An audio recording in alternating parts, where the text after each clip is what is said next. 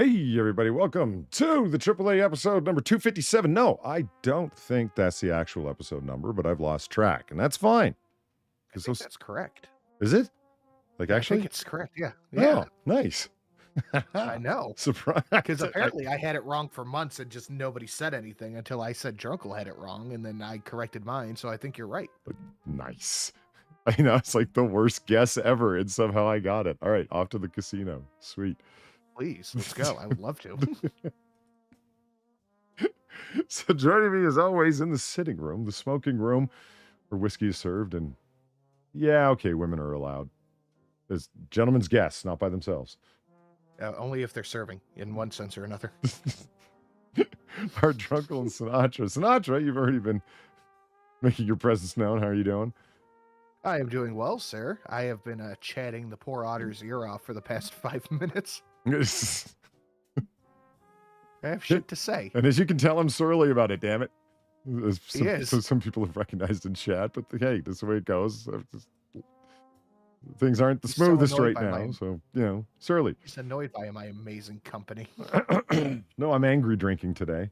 I think I'm not too far behind you, honestly. Have you ever, you've angry drunk, right? Drank? Yes. Yeah. But Drunk. I always end up Have you ever not angry drank? by the end of it.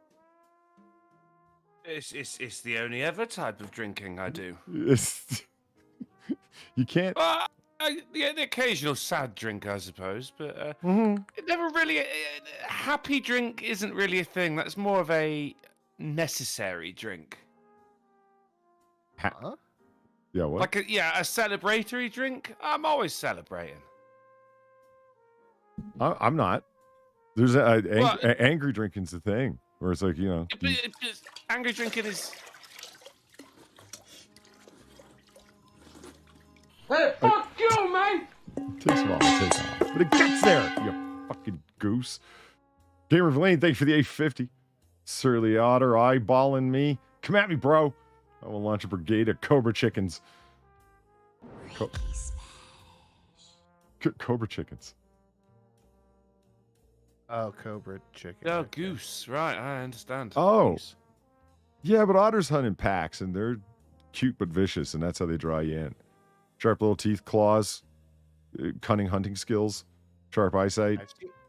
I've seen what you people do to watermelons. It's terrible. You've So you've seen what they do to dogs? Sirens, Horrible. the sirens of the river. They draw you Alligators? in with their cuteness. Sirens of the river. So, but you don't associate with those sea otters, do you? No, they stay out of the ocean for months at a time. They never make landfall. It's weird. And they got Those are the rapists, aren't they? and they got them flipper feet. Look at them tiny little cute feet that I got. You can see them right there. Those ain't. You got poles. Yeah, I got Cute, cute feet, not flippers. Not fucking You got penguin. cute feet. So as fucking sea otters, like, what? Are you a fucking bird or something, mate? Make your fucking mind up. Yeah. With your flipper feet. They can't be trusted. They're Right? It's odd. like, do you think you are a platypus? Yeah, the platypus is like the goth of the animal kingdom. What, do they seem depressed to you, or is it because they're poisonous?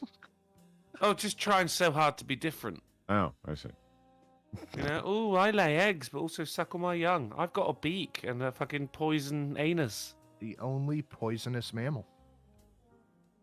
Well, there's You didn't meet my My ex-girlfriend. Jesus There you Christ. go. Yeah, that's right. Grim shot, but all right. How you doing, Polly? Terribly. Look at that look on my face. That's about it. It sums it up. It's that's the way angry drinking works. I've noticed that I'm gonna lose about like 10 to 15% of any bottle in spillage when I'm angry Hey, drinking. can you guys fix this for me? This is an ice cream shop. Okay, can you guys fix this for me? And can I get a scoop of chocolate, please? That's how I felt talking to Logitech. What do you mean you don't make this keyboard anymore? I said fix it. It broke. It's your fault. It's on warranty. What the hell?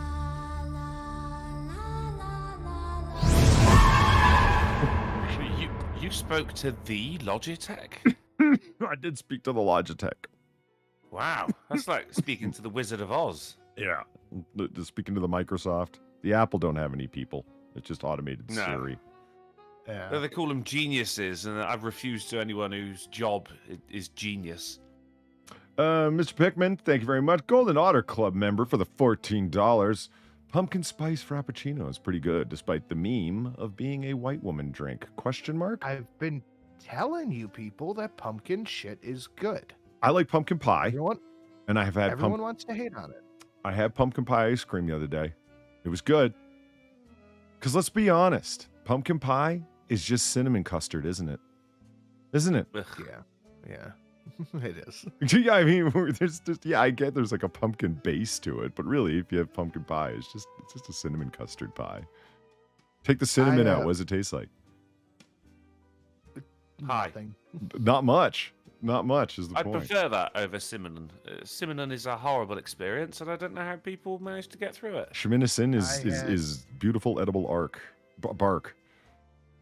I had a English. pumpkin muffin with a pumpkin iced latte this morning, and I gotta tell you, I loved it. That shit is good. I don't give a fuck. Did you wear your Uggs? I might have. Was it squad goals with your Dude. sorority sisters? Yeah. Cool. What is wrong? Uggs look comfortable as fuck, man. Like, Uggs get too much hate. You know what I don't understand? Okay, women are allowed to wear Uggs outdoors, okay? And they're outdoor slippers, let's be honest. I have my indoor Adidas, and I get mocked for this relentlessly. And I'm like, they're my slippers. And they're like, no, they're we talking about they're runners, they're sneakers, they're trainers, whatever you want to call them. And I'm like, no, they're an old pair of Adidas Superstar 2s. And I don't wear them outside. I only wear them inside. They've got gel insoles. They're comfy as hell. They're my indoor Adidas. Those are my slippers. Now, if women can wear slippers outside and call them Uggs and they're fashionable, why can't I wear indoor Adidas and call them slippers? You can. I think you're overestimating the amount of people who look at shoes. Yeah, Wi- especially when you're at home alone. Women look at shoes. They do. It's a thing. They will judge you by your shoes. Fuck them. Well, if you're going somewhere where it is acceptable to wear such footwear, is that someplace you would want to pick up a woman?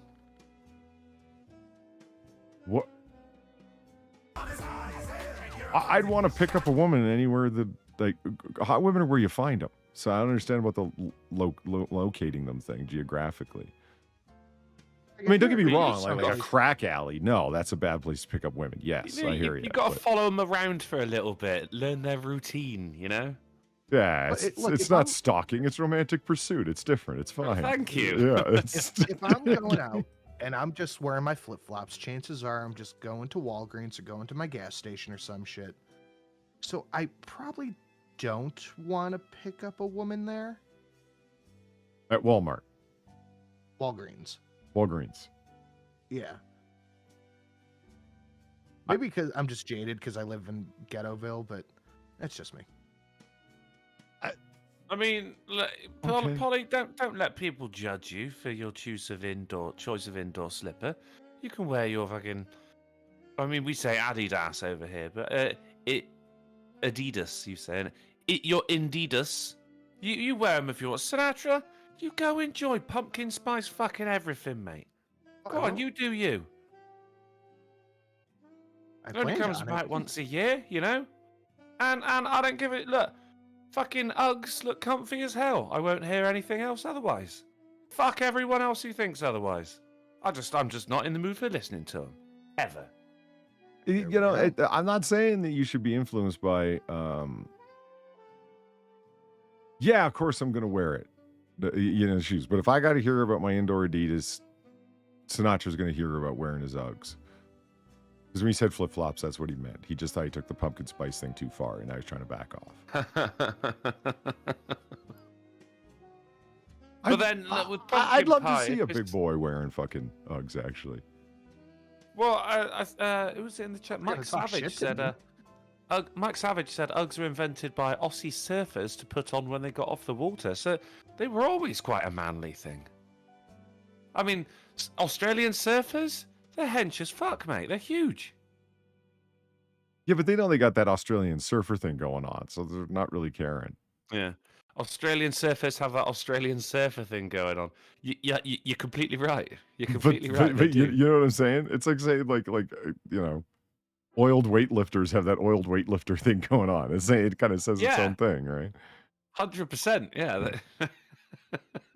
Big titty blondes have Also that big than titty anyone blonde else. thing going on. They do that. It's weird, isn't it? They really do. That's spooky. Let me catch up with these really quick. Donkey Paunch Bandit, good to see you. Thank you for the $5. So glad to be back from honeymoon. Missed the three kings of colossal cuntum. Is that us? That's us. The Triple C meeting. You're at the wrong place. Colossal cuntum. Okay, yeah, I'll buy a Doggy Paunch. Hey, I went and went and hung out with some friends that I hadn't seen in forever and a day. And I'm left undecided whether. Okay, so here's what happened. I walked into the room. I hadn't seen one of these guys in 7 years, and he says, "Holy shit, do you age?" And then a couple of other comments to that effect, like right away, like, "No shit, man, he hasn't like fucking aged a day." This girl that I recognized her voice immediately showed up like an hour later, and I had like my back turned when she walked in, but immediately, oh my god, that's her. I haven't seen her in like forever. Like that. And I looked up and I said, "What? No hello for me?" And she looked down, she goes, "Oh my god, you look exactly the same." It made some joke about time travel or something. And I was left thinking, am I not aging, or are they all overly concerned with their aging? Because there were paunches throughout the room. There were dad bods left, right, and center. And that girl, I'm not going to lie, put on a few pounds. I mean, they tend to. Maybe you're just aging on the inside. Well, my liver is. Yeah. I mean, that's how I feel. I'm 29, but my joints are in their 50s. You got the bone cracky thing? Every time I stand up, it's like bubble wrap. I enjoy making the old man noises when I stand up, sit down, or stretch. It's part of the thing. If you haven't done it, even ladies, give it absolutely, give it a shot. When you stretch and people are like, "What are you doing?" Old man noises. What? It's part of the. Get the little shake at the end of the stretch. Yeah, it's part of keeping supple. No, That's how you don't age. You grunt and then you stretch. Gamerfully, thank you for the $3. It would taste like nutmeg or cloves if you remove the sesaminicin. Pumpkin doesn't have much taste on its own. I agree. That's what I'm saying. It's basically a custard that you've seasoned with colonial spices, the cloves, sesaminicin, and nutmeg. Be careful with the nutmeg. I don't like cloves either. The only thing that I really like in a pumpkin pie is the nutmeg. Yeah, I mean, if the pumpkin brings nothing to the table, I don't like cloves. I don't like cinnamon. So you can have mine. I'm on. Sinatra, you can have my pumpkin spice coffee. And if anyone's got any Uggs, I'll have those. I bet you there's something that's got cinnamon in it that you know, like cinnamon sugar. Like on top of I don't even like the smell of cinnamon, mate. No, I can't stand it. There's something that's got a small amount of cinnamon in it that you're not aware of that you like. Did you know that ketchup has cinnamon in it? I did not, but then I don't go out of my way to quaff ketchup by the bottle. Well, no one said you need to snort it. Just enjoy it even in small amounts. You're not gagging over it, isn't it? So the schminicin's clearly something you're okay with. So what's the point in having it in there if you can't taste it? It's part of the melange. Fuck the melange. Alan threw $3 saying, "Hello, Uncle." Hello, Alan. And Mugshot Pirate threw $3.50 saying, "My girlfriend accused me of stealing her thesaurus. I was shocked, aghast, appalled, even dismayed. How could you think I'd do something so egregious or heinous? I think you did it, Mugshot Pirate. You're very verbose." I am suspect as well. Very elocutioned. Elocuted. Elocutioned? Elocuted. Yeah, is it elocute? Really? Yeah, elocuted. Elocution sounds realistic. Elocuted? Because I know I made mine up, but it sounds like you made yours up. Elocuted. No, okay, look. I just Gamer says that I don't enjoy you screaming about popping into the mic. Did I scream into the mic? Or did I peek the mic? Not that No. I'm aware of. Is Gamer Verlaine just playing mind games because she's a woman Yes. and that's what they do? Yes, that is exactly Yeah. what they do. Okay. Not cool. Because I hate popping the mic, so don't be telling me I'm popping a mic if I'm not. It's not good. No, it was about popping. I think it was the popping of the joints. Ow.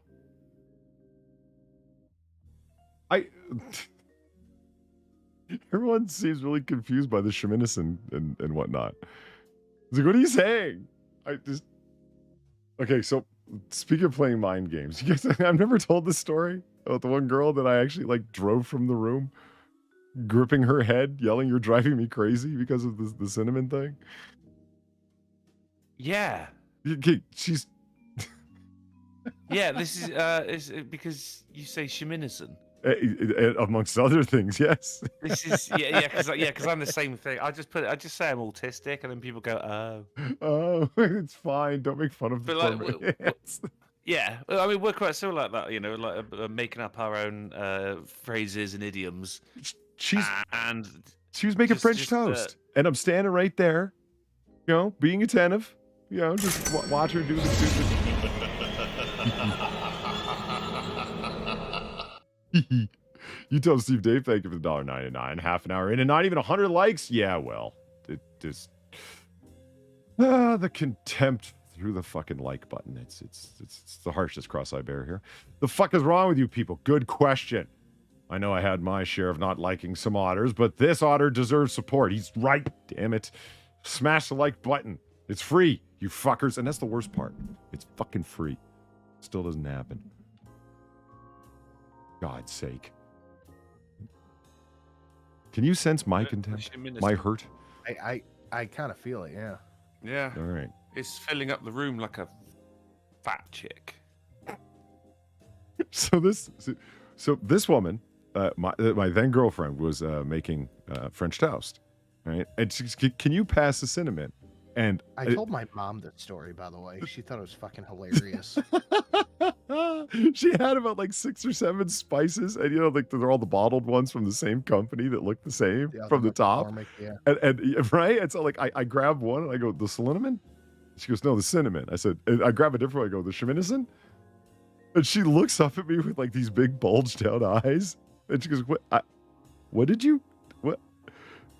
And she puts down the fork she was like mixing the eggs with and grips the sides of her head and walks out of the kitchen and yells, "You're driving me crazy!" And I knew I had succeeded that day. If nothing else did. good Good happened that job. day, I had achieved that. That was the last time Polly saw her. She didn't say you're driving me crazy. She went, "I'm fucking done." I don't know Like where she she said, she went. still I walked actually into didn't the store. follow because I was just laughing. I was like, wow, I actually just drove her right over the edge with spice. I imagine she went and sat on the edge of a couch or her bed, cuddled a plushie or something, rocked back and forth.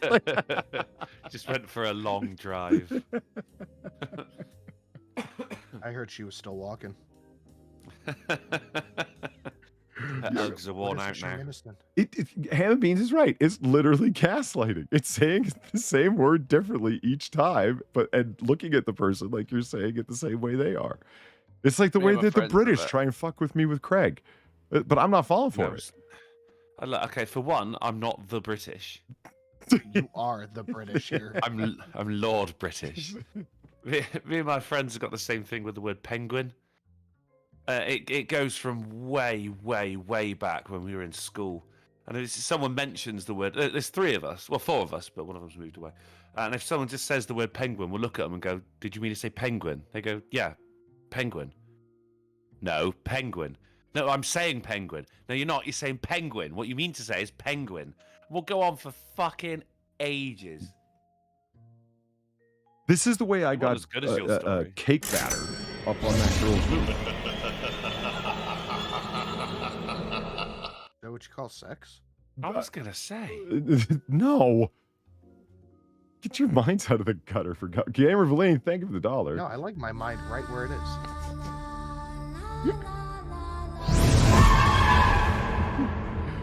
Gamer Verlaine, thank you for the $1. She couldn't handle your spicy takes. No, she couldn't. And Alan, thank you for the $5 and the exploding Woo Goblin. Only valid until Christmas or Halloween. Halloween. Thank you for the $5. Hello, Polly. I am 52. Here is 5 for the old man noises, and I make them too. Yeah. They're the most relieving when you sit down in a comfy chair. Oh God, yeah. Yeah, because like for a full minute while you're slowly like butt shifting and getting your arms right on the armrests and whatnot, you can keep going. It's fine. Yeah. That's good. Yeah. I refer to them as dinosaur noises. Because when I first wake up, I'll stretch and I'll make noises like a baby dinosaur, you know. And I find my dinosaur gets older throughout the day. So by the time, you know, it's time for bed, I'm like... Okay, so here's the thing. Oh, okay. Okay. Moving on. Same girlfriend. Okay. Like now that I think about it, was I really actually trying to drive her nuts? Because these incidents are separated by some time. Okay. And let's not pretend that she didn't try and drive me a little crazy too. Just, you know, being a woman. A different way. Well, she yeah. showed you the noose. Well, so she liked to cook. She had all of the kitchen instrumentation and devices, and she, you know, the cake batter mixer dealy thingy. What's it called? Whisk. Fuck. Is it a whisk? Or are you talking about the machine? The machine, the full-on machine where you can dip the head up and down, and it's also got the curly Q corkscrew thing on it to make dough. Whisk. To auto knead dough.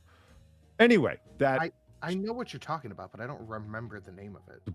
the point is her counter space is completely spoken for in terms of like kitchen devices is the deal. She's really into her cookings and her whatnots because she worked in a kitchen, so got everything at their wholesale rate and decided to buy it all. A mixer, yeah, like a general mixer.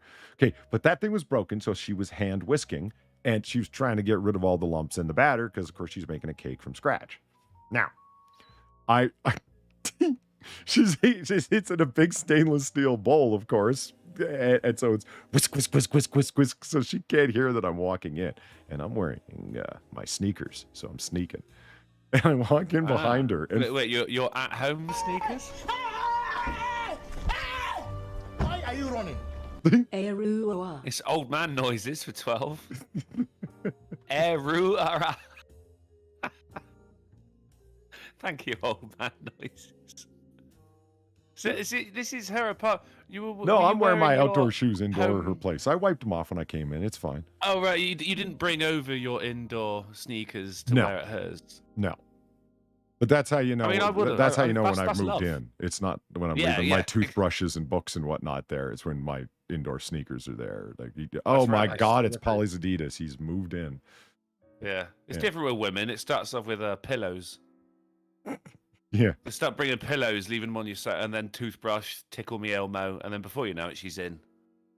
I've noticed that a woman's more or less moved in terms of like laying claim when I spot half my hoodies at her house. Oh, God, fucking hell. Do you know how many casualties of relationships I've had in the form of hoodies? It's like there's like 4 of my hoodies here. And I'll put one of them on, and the possessiveness of no, and it's like, but it's mine. It's been laid claim to. Yeah. I think at the end of the relationship, you lose custody of at least one hoodie.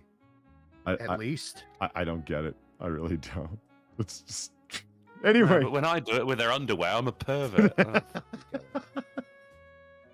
Exactly. What the hell? The world's upside down. The system's broken, gentlemen. So I walk in and I see her whisk, whisk, whisk. And I don't know why this occurred to me to do this. I knew she was a little high strung, so I decided to take advantage of it. And in my sick mind, I came up with this plan. Impromptu, mind you. I walk up, tippy toe, behind her and lean in. And she's like leaned over doing the whisk, whisk, whisk, whisk, trying to get rid of all the lumps. And her hair is kind of like falling down on one side so she can't see me. And I lean in on the left side right close to her ear and go, nice cake. And she went, what? Like she screamed, the bowl went, the fucking whisk went, there was batter on the ceiling. It went everywhere. Just, it was quite the clean. You made something delightful as cake into a sinister experience. I really did. She didn't calm down for like a half hour. It took. She just kept asking me, "What are you doing? What was that? What the hell? What's wrong with you?" But what is wrong with it? If you walked into a bakery and said that, you get asked to leave. Well, it's not. It's the way you said it, isn't it? Oh, it is. Yeah, it's that I leaned right in and said it with the harsh, raspy throat. Nice cake. Yeah, Oh, it's good nice God. cake. Why? I don't blame you. I do the same thing. I hit the ground laughing. You're laughing too hard. You need to get support of the counter edge and whatnot because you're just. Good Lord. Oh, fuck. Just think back on it. Holy shit. The way she screamed. Ruined cake. He improved cake. He added adrenaline to it. Yeah. It was just, she was just baking it. It turned into a fucking roller coaster of emotion after that. Fair enough. All right. So That's weird, dude. So you guys doing okay? All right. You happy to be here? Yes, my shit sandwich has lessened a little bit. Oh. I got news on my car. I talked about this a little bit yesterday. So between my car and Shelly's car repair, it's very expensive. Very expensive. We're looking like $2,000 between the two of us. Most of that on my end. Wow. But it's, dude, and you know what? I was talking to, because I have to have my front wheel bearings replaced, and I have to have like my tires rotated and rebalanced. I have to get 2 new tires. And I said, what the hell would cause this? I wasn't in an accident or anything. And they're like, potholes, just bad potholes over and over will fuck your shit up badly. I cracked my transmission pan. Like, it's all bad news there. Jesus. But I got word back from my mom, and insurance will cover the first, it's either 20 days or 2 weeks, one of the two, completely of the physical therapy. So my brother and I don't have to worry about any of that. So that's Good news. very good news. My glad insurance to is hear it. going up. Shit. Not because of anything I did, just because economy. Yeah, it's inflation somehow hit the insurance companies too, which is fantastic. Yeah. I got Anmo saying, ladies, this is why you need a cake gun. I guess a cake gun. Like my desk gun in front of me. You got a desk gun. Yes. I guess yeah, I guess cake ladies gun? need a baking gun, a cake gun. I'm kind of glad she didn't have a gun. For all I Like a know, kitchen she would have turned around and put 2 in my chest. I wouldn't have wanted that. I mean, honestly, you kind of would have deserved it there. Yeah. I don't think so. I mean, it was a delightful romp. Not Delightful Jerry for in the you. land. I mean, think about it at the civil trial when I'm like, Your Honor, I told her she was making a nice cake and she shot me. But I think that would count as self-defense.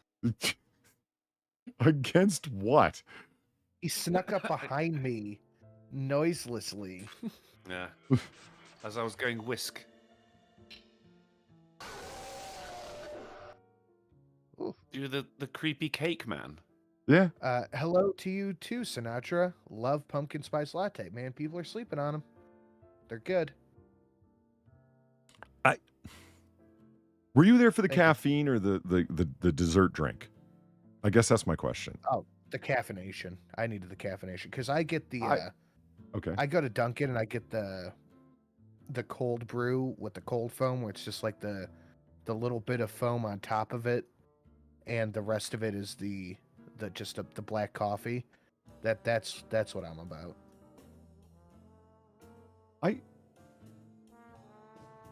But you're Italian. Yeah. Yeah. Well, nice double espresso, short pull. There's your caffeine. Yeah. Yeah, no, what- I got to stagger it out over. Like, it's got to be a long game on that one. Because Well, I you're do not- the pre-workout, then I do the cup of coffee, then I get my second cup of coffee. Yeah, I forgot. You're fucking around with the. Oh my Christ. Nice. This has turned into one long, bad night. But I like you just the way you are.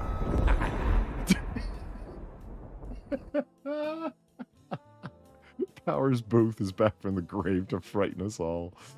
I'm just kidding. Rest in peace, Powers Booth. Gamer Feline, thank you for the $10. I love that pop-up so much. I have many, many sharp knives where I would be mixing. They are not just for my laundry service. Yeah. Feline does come across very stabby. And now that I think of it, I should be concerned about the amount of pictures that Feline has DM'd me of her wielding a knife. Yeah. Far's done that. Put up a video of her threatening an Otter plushie. Feline sending me, like, what is it that brings out knives with these women? No cake guns. Yeah, I guess. They're resorting to what they have to use, I guess. Fuck. All right, I was going to tell a story, but I can't remember it. So why don't we just do some snooze? It's not you tormenting your fucking ex-girlfriend anymore? You got nothing more to say to that? Oh, I could hey, listen. We should do the commiseration stream one day. Did you make her jump while she was shaving her leg and a lemon peel came off of her thigh? Oh, no, I had a visual on that. Oh, no. Yeah, that's something out of a torture porn film. I don't know. And unlike you, Sinatra, I allow women to have their time in the bathroom. I don't go sit down on the fucking toilet when someone's using the bathroom. No, I'm not there to scare them. Oh, wait. Okay, fine. I admit it. I did do the prank where you take the glass of ice water and throw it over top of the shower when they're in there. I did that. Oh, yeah, you got it. You have to do that. I do that That's to the Shelly thing. in the bath, though. You were still together at the time, though. When Sinatra says torturing your ex-girlfriend, I think that has different connotations because of the ex part in the sentence, you know? Torturing your ex-girlfriend suggests you're not coming up and going, nice cake. You're, like, phoning her in the middle of the night, you know? Yeah, On a private number. Okay, you know what? See, with a voice modulator. Like... Thank you for providing the difference. What I did is because I'm a delightful scam. Why are you running? Question mark. For 12. It was actually 3 question marks there. You shortchanged me by 2 question marks. Text to speech. Thank you very much, Pikmin, for the $12 and the wordless question. Nurse Khaleesi's like, this is just something. Let me tell you something. Nurse Khaleesi. When a man, Sin, back me up on this. When a man loses, loves a woman. When a man loves a woman, yes, and he's going to play pranks because he enjoys, like, you know, the back and forth, the dodge and parry, the verbal repartee, you know what I mean, the pranks and the whatnot. Oh God, yeah. Trust me, when your man is pranking another woman, be worried. Well, I mean, I think men do harmless little pranks, and women do pranks as well, but they're bigger and well thought out. You know, men, like as you say, ice cold water in the shower. You know, sneaking up behind them in the kitchen, maybe a firm slap on the ass. Whereas women, their pranks are bigger, like it's your baby. Right. Yeah. Men's pranks are life-destroying pranks. Yeah. Yeah. It's an affectionate thing because I'm not out there pranking a stranger. Yeah. Not coming up to random women saying nice cake. That one's for you, darling. Oh, right. Yeah, that's your cake I'm complimenting. You want me to go compliment Cindy down the street's cake? No, take my compliment and shut up. She doesn't even put cinnamon in her cake. Prank a woman at your own risk. You've been warned. Well, see, that's what I mean. Saying we could have a commiseration stream about all the things that have, like, you know, been done to us. Oh, do you know how many things of mine have been hidden? Just because I can't remember where I put shit, and so they play into it. What? My favorite is I can't find object. Do you know where object is? Yeah, it's right there. Well, I don't see it. It's not there. Walks into the room, finds object immediately. No, you had that someplace else. You're just fucking with me. It just you and Sin get to have this commiseration thing. Like I've never had a girlfriend. Oh, okay. Keep her damn. I like correcting men's typos in a playful way. Okay, I've learned that. Just leave the writing alone. Don't correct a woman. You should see like Weibo when you correct her when she makes the then error. Oof. She goes off into a fucking like speech about her abilities at grammatification and elocution and punctuation, and you listen to me, sir. Not knowing the difference. Yeah, I actually know where I've. Yeah, it's not good. Like she starts cussing and shit. It gets personal fast. Don't leave a woman's grammar alone. I've learned that, especially with the college types that I end up hanging around. They take it really seriously. Oh, every time Miss Sin says good instead of well, she gets it. She knows. Yeah. Okay, so Pinky Sam's making fun of us for being 12. It's like, so do you pull her hair when you like her? No, these are delightful adult pranks. And besides, I have the you know, body of a man, the joyful like heart of a child. It's different. And women like when you pull their hair. Yeah, it's very tightly confined contexts. Yes. Leave the tight part alone, Sinatra. Okay, who wants to do some news? See how I just let that go? Yeah, I was just ensuring. I should share the screen for you before I start announcing snooze, because then we can just like roll right into it, right? That's okay. I do that all the time with mine. Where's my phone? I always say I ate it. Nearly every girlfriend I've ever had thinks the word loose is spelled with 2 O's. No, it is spelled with 2 O's. Yeah. Lose is not spelled with. That is. It seems to be a very regular, a recent phenomenon for me because, maybe I just. That's spooky. Spooky has 2 O's. Maybe like people have just been on, dumb people are on the internet more, but I never noticed that people would spell lose with 2 O's, and it drives me at the fucking wall. Like when people say they could care less. Do you know what you're saying there? No, they haven't thought about it. It's couldn't care less. If you're saying you could care less, you're saying actually you're quite well invested in the situation. Yeah. I could care a lot less about the upcoming election. Yeah, that to me says a lot less. You're into it. You like, hey, bring it on. Well, I'm aware of it, yeah, and concerned and whatnot. But yeah. It couldn't care less. It means you couldn't care less. It means you're at the bottom of the barrel, the care barrel. Exactly. The care skit. Yeah, but it happens all the time. People say, oh, well, that's just begging the question. Do you know what that means? I don't think you know what that means. They never know. People think an ad hominem argument is an insult. It's not, though can be. Do you know what that word means? Phrase, rather, means? I don't think they do. Something Latin. Oh, they love the Latin. That's why they're fallacy. using it. It's ad hominem. It's going to be like a ad absurdium, ad nauseum. Ad hominem is like when you do something that can be an attack to kind of like impugn their character. Yeah, it has to be a premise towards a conclusion. Saying, Sinatra, you're ugly. Okay, that's not an ad hominem attack. That's just me being a dick and insulting you. Incorrect. Well, just either way, it's a factually correct insult then. But to say, Sinatra likes pumpkin spice lattes, but Sinatra's ugly, therefore he's wrong about pumpkin spice lattes. That's an ad hominem because it's a premise towards a conclusion. Got to be the big circle.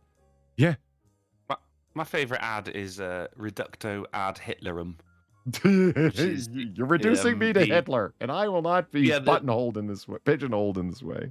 I mean, yeah, it's literally that. It's like Hitler was a vegetarian, therefore vegetarianism is bad. It's an internet thing. I love it. It's not Murphy's Law. Godwin's? That's Godwin's law. Well, yeah. That's about Godwin's law. Is any argument will eventually devolve on the internet will eventually devolve into arguing about the Nazis. But Reducto ad Hitlerum is making something sound evil by saying, well, Hitler did that. Isn't it nice that we've got these words? And that might be a correct assertion about vegetarianism. That's a coincidence, not a correct argument. Yeah. Yeah. Because I got me my metal drinking straw, Polly, and I took it to the pub the other day, and they went, "Oh, look at it! Oh, what are you fucking big environmental hippie or something now?" And I went, "I'm very environmentally conscious, yeah." And they went, "Oh, do you eat meat?" And I went, "Yeah." Well, they went, "Well, you're not then, are you?" And I went, "Fuck off." Yeah, that's the only response to that, too, by the way. Yeah, fuck off. If you're green and don't eat meat, then you're not any better. Like, I don't get the whole thing. Like, oh, you're really not that for the environment. Shut up. Yeah. Look, I recycle. I deserve a delicious meal. Thomas S. Is begging the question a logical fallacy? Yes, it is. It's when you assume the conclusion in the premises. It's a presupposition of the conclusion. A presupposition? Yeah. That within your argument, you've already assumed the conclusion to be true. And it's a necessary premise towards the conclusion, i.e. it's a circular argument. Begging the question is a circular argument. How do you... Like arguing with a girlfriend. Yeah. Yeah. Actually, that's not circular, is it? That's spiraling, because as soon as you're right, it turns into something else. Resogram, my favorite Latin word. What does that mean? Resurgam? Resurgam? Yeah, what does that mean, Nurse Khaleesi? I like Latin. I'm just terrible at it. I'm curious. I think it means to throw up. That's regurgitation, but is it Latin? That's to throw up for the purposes of feeding, is it not? Okay, so yes. Schmooze. Okay. Yeah. Let's see. What am I doing here? Oh, yeah. Clown masked robber with a samurai sword arrested after a 10-day hunt. Oh, the clowns are back. I'm more interested what these people that have this rash of samurai sword attacks. Why are people suddenly picking samurai swords to... I mean, it's a good weapon and all, but like... More ninjas. I guess because they know if they go in with an automatic rifle, then the media is going to be all over it. You know, November on the way and everything. So, yes, samurai sword. So you can cut down 5-6 people and it's just not going to make national news. That's what you're worried about? Yeah, keep your score low. Fly under the radar. Oh, that makes sense. Makes sense. Yeah. The clown, though? I don't know. I mean, I guess clowns are scary. Do you remember a couple of years ago that there was a load of people dressing up as clowns and scaring people? I know there were clown sightings everywhere. For you to deny the supernatural evil that was among us is another thing.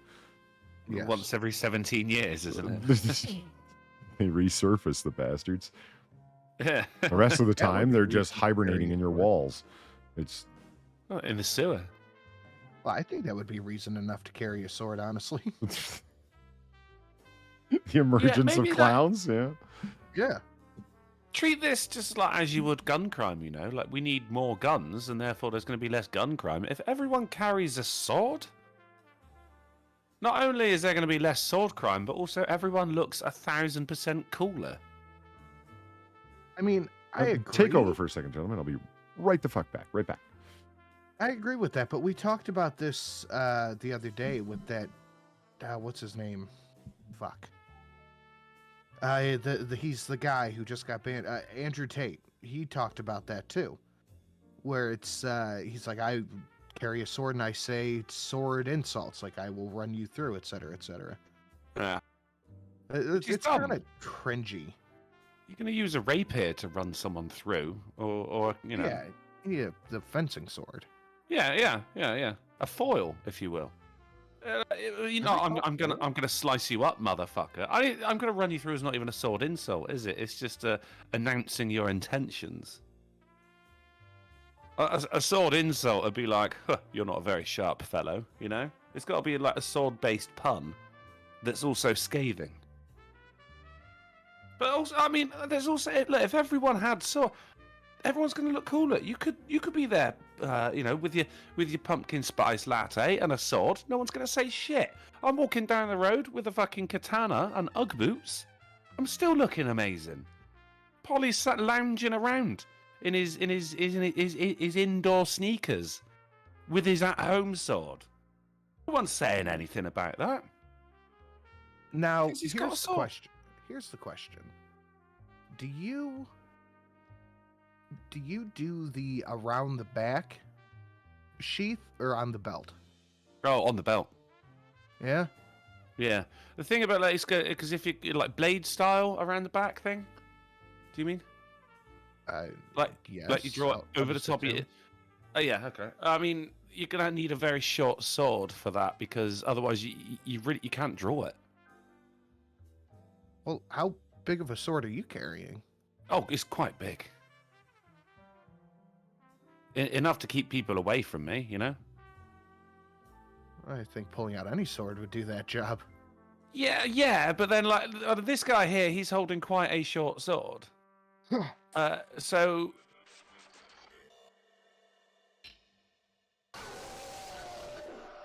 he's going to have to get quite close to me in order to deal some damage. Now, if my sword is longer, then that stops him from getting closer. Unless you miss. Well, I'm not swinging at him. I'm there. I'm in a defensive pose. I'm in my Uggs, mate. You know, I don't own any Uggs, but I will at this point because I'll have a sword. I'll get them for free just by walking in a shop. Give me the Uggs. I'm on a defensive stance here, you know. And he's like, look, if I go for him now, then there's a big chance that I'm going to lose. So I'm not going to go for him. That's how defensive this stance is. I'm not attacking people with it. All right, I apologize for that. I'm not sure I follow the logic here. It doesn't matter. We all know they're not going to make them legal over here anyway. Throwback to a month ago, money is made of magic and shows up with magic. Yeah, fair enough. Thank you, Blackout. Appreciate it, buddy. Gamer of Lane, thank you There for you $3. I missed there. Drunkle thinks I don't keep a gun around too. Aw, someone will know when I'm feeding them lead. I don't bake it in a cake. I won't bake it in a cake. Wait, why did I get brought into that? Did you doubt the fact that she has a gun around while baking? No, Oh. no, never. Oh. I wouldn't dream. Okay. Ollie, did you hear my question about the sword? No. Okay, if you were to carry a sword around with you, how would you do it? It would be the over the shoulder, behind the back scabbard, or on the waist? On the waist. I guess I'm in the minority here. I mean, the thing is, though, so you could have, if you got it crisscrossed, like the sheaths along you, but you could have two swords. Harder to draw if you're back. That's twice as I don't- cool. I don't think I would do two swords. Also, the thing about having it across your back is, putting it back in the sheath, very fiddly. Yeah. Maybe. There's be some kind of fucking expert. And this guy, you know, look at the chunk on him. He doesn't look like he's training for nothing. Moving along. No. The full Beaver Moon promises amazing show. Excellent title. I do love a beaver moon. Hmm. What's beaver-esque about it, Polly? North America will Season witness the 218. last total lunar eclipse of the year. So you got your last chance. That's why oh. I'm bringing it up because it's Luna News. And it's a full beaver moon. Moon. Yeah. Moon news. In the early morning hours of November 8th, mark it on your calendars, ladies and gentlemen, North America witnessed the last total lunar eclipse of the year. The Amazing Sky Show will Perhaps. play out across Eastern, Atlantic, and Newfoundland time zones, seeing most of the event until moonset. I love that there's a moonrise and a moonset. Yeah. Moonrise, moon. Swiftly flow the years. I got an app on my phone that tells me when moonset's coming. I don't know why. I just do. With these articles, they never tell me what time it's going to be for me. No, they do. They usually go by GMT. What the fuck you talking about?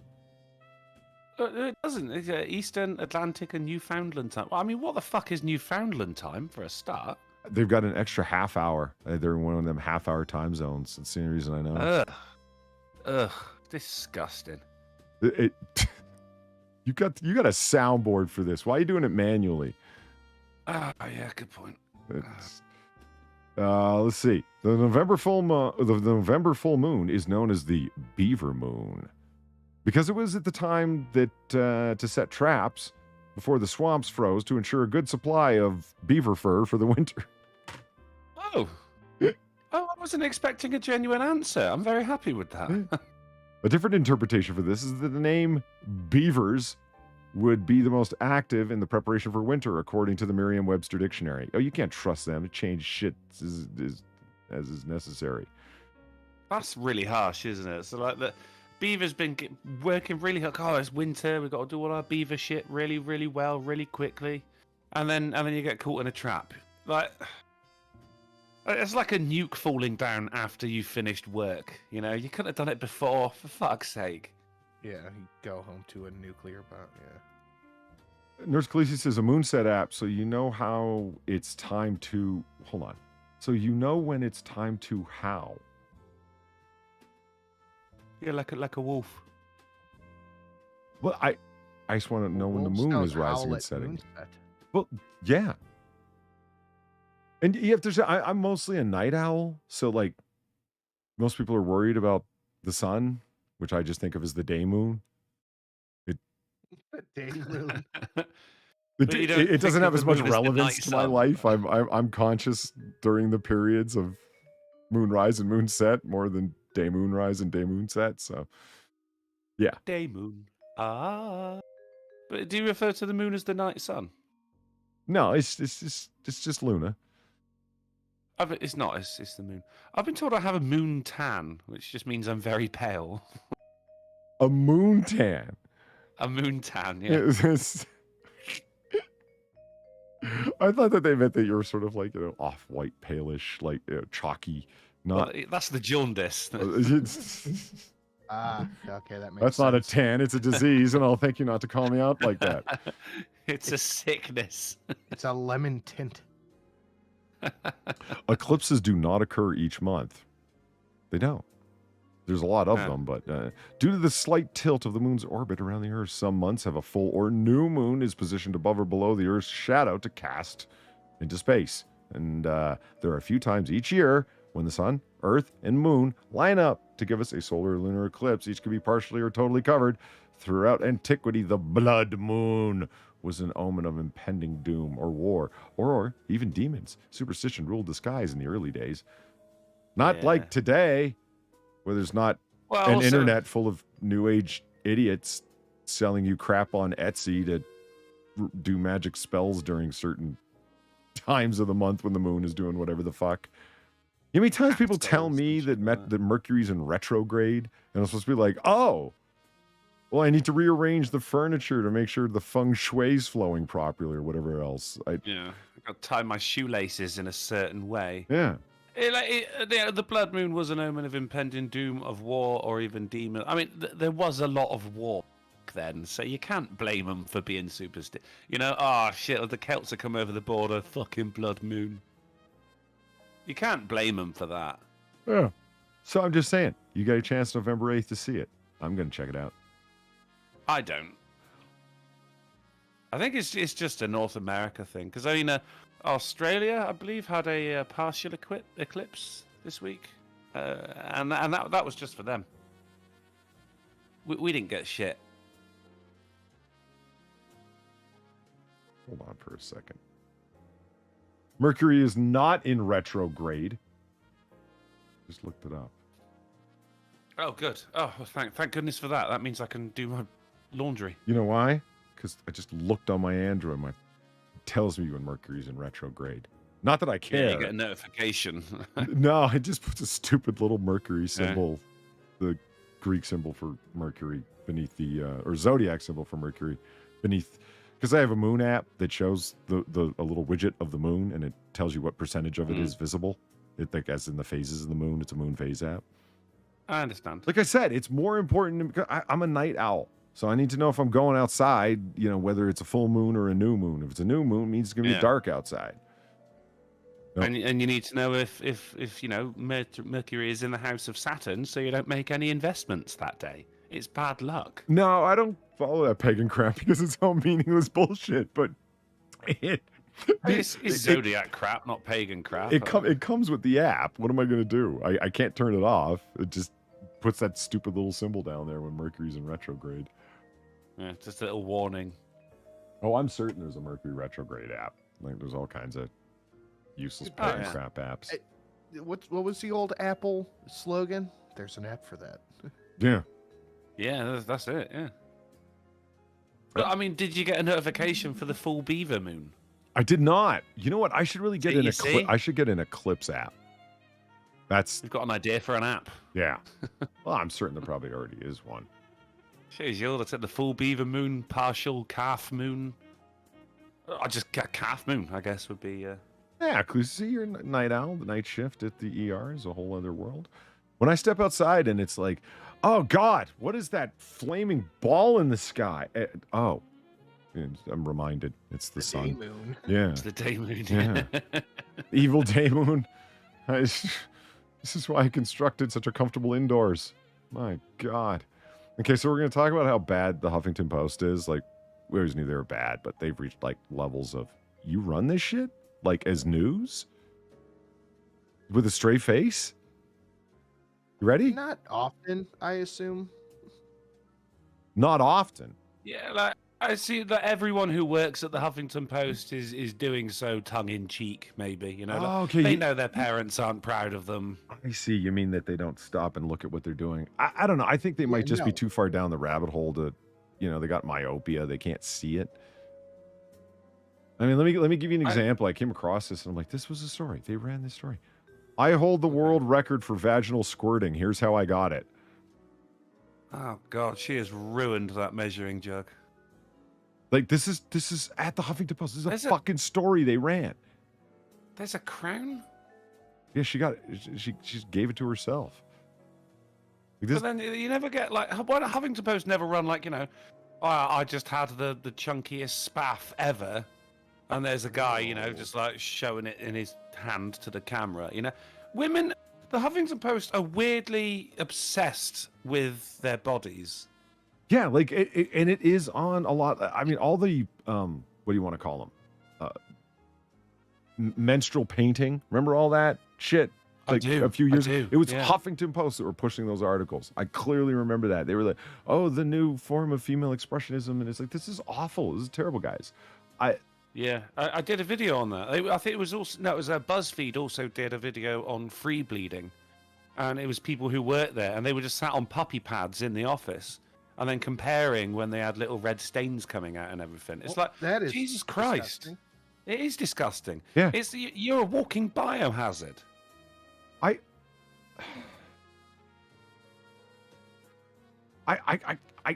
didn't read this article. I perused it very, very quickly. And just looked at the pictures. It's one line because it's just reading the topic sentences at the beginning of each. I don't squirt for the crowd, or my lovers, or for you. I squirt for me. And it's like, I'm done. Why? That's not for whom the bell squirts. It squirts for thee. Yeah. They're quoting this woman saying just the craziest fucking shit. I hold the world record and blah, blah, blah, blah. I don't get it. We're obsessed with their bodily fluids. Somebody has to be. There is someone out there who's really into this. They're just like, oh, how much for the jug? But not me, and not you. No, not particularly. I think this is just self-gratification nonsense, honestly. It's a mental illness. After 6 years of squirting and being the poster child of squirt, there's no poster. Yeah. Okay, but let's move on to a further example of Huffington Post and what they're willing to do. Okay. Meghan Markle addresses the angry black woman stereotype on her latest podcast. That's not her. No, it's not. They just started auto-playing a video and I paused it.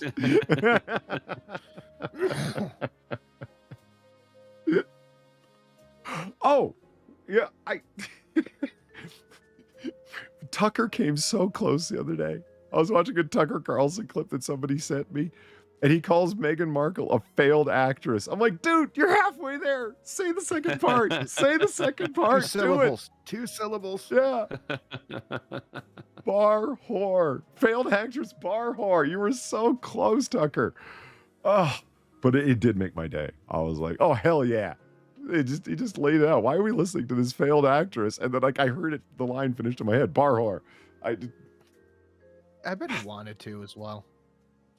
I hear, Remember, IRA Alex used to have a thing. He called someone a cardboard cutout cunt, and he was and he loved that insult. And he was watching a kids, arty crafty show with one of his kids, and the guy went, and today we're going to learn how to make a cardboard cutout cat, and he's going, oh, so close.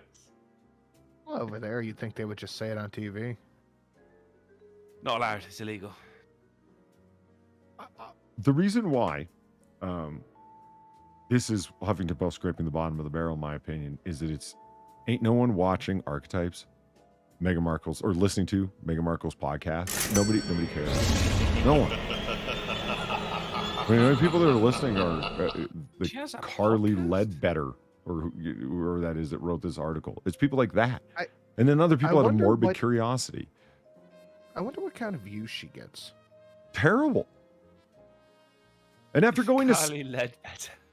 It's like I told you, after going to SoundCloud, and they had like 10 tips for getting your music or your podcast or whatever out there. And number 7 was buy some views to get some credibility rolling, that they actually suggest that legitimately. If you just buy some views, we'll be fine with it here at SoundCloud. We're telling you to fucking do it. So even if she does have like 1 million views, they're generated out of Chinese, cell bot farms. What is it even about? I mean, don't tell me she's doing a true crime podcast. No, it's just her. It's just her opining on the world. Huh. Like, I've seen people making fun of it in terms of clips. I am not going to go watch it myself and give her a review. Fuck no. But I have seen clips, and it's her going, yeah, you know what? I think that, like, my opinion matters, and that people actually care what I think. And so let me tell you, wrong. Yeah, and everything that I say is right. And if you don't agree with me, it's clearly because you're like a troglodyte racist. Like, why don't you get progressive? Like, be with the future. I'm the future.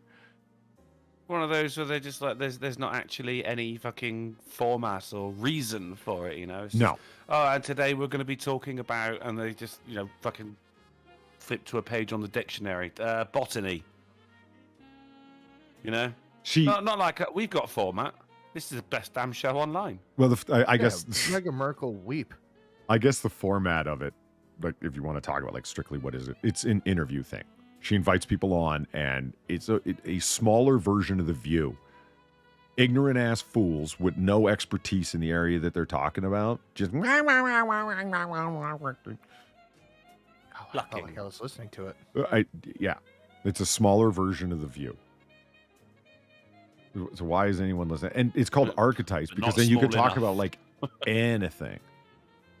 It's anything. It could be the overall podcast could be on anything. Yes, because what couldn't you shoehorn into the area of archetypes? You want to talk about the royal family, the archetypes of this is what the archetype of royalty.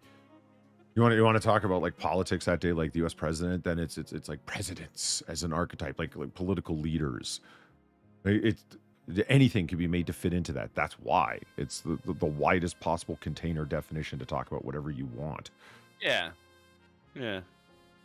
She all sponsored by Raid Shadow Legends. She does have very little to say, like even in terms of like fighting against the angry black woman stereotype. She's like, you're allowed to set a boundary and you're allowed to be clear.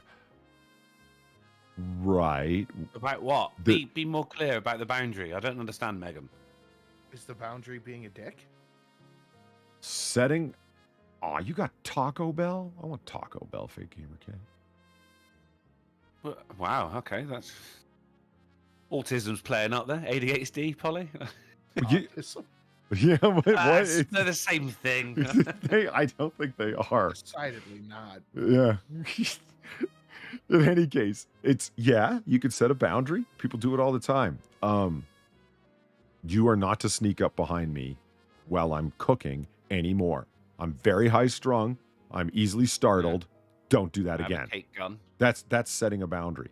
Now, following you around the house and whining and bitching and yelling disproportionately to what's going on, that's the angry stereotype. Every little thing sets you off. And violence erupts unnecessarily. Things are thrown, especially in public.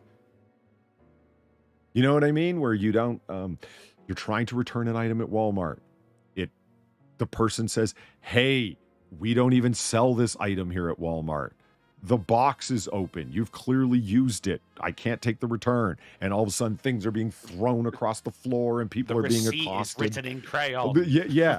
That's seen the the stereotype Spirit that we're Airline talking about videos. here, Megan. Not you. Like, you are not the stereotype of an angry black woman. You're the stereotype of a controlling shrew.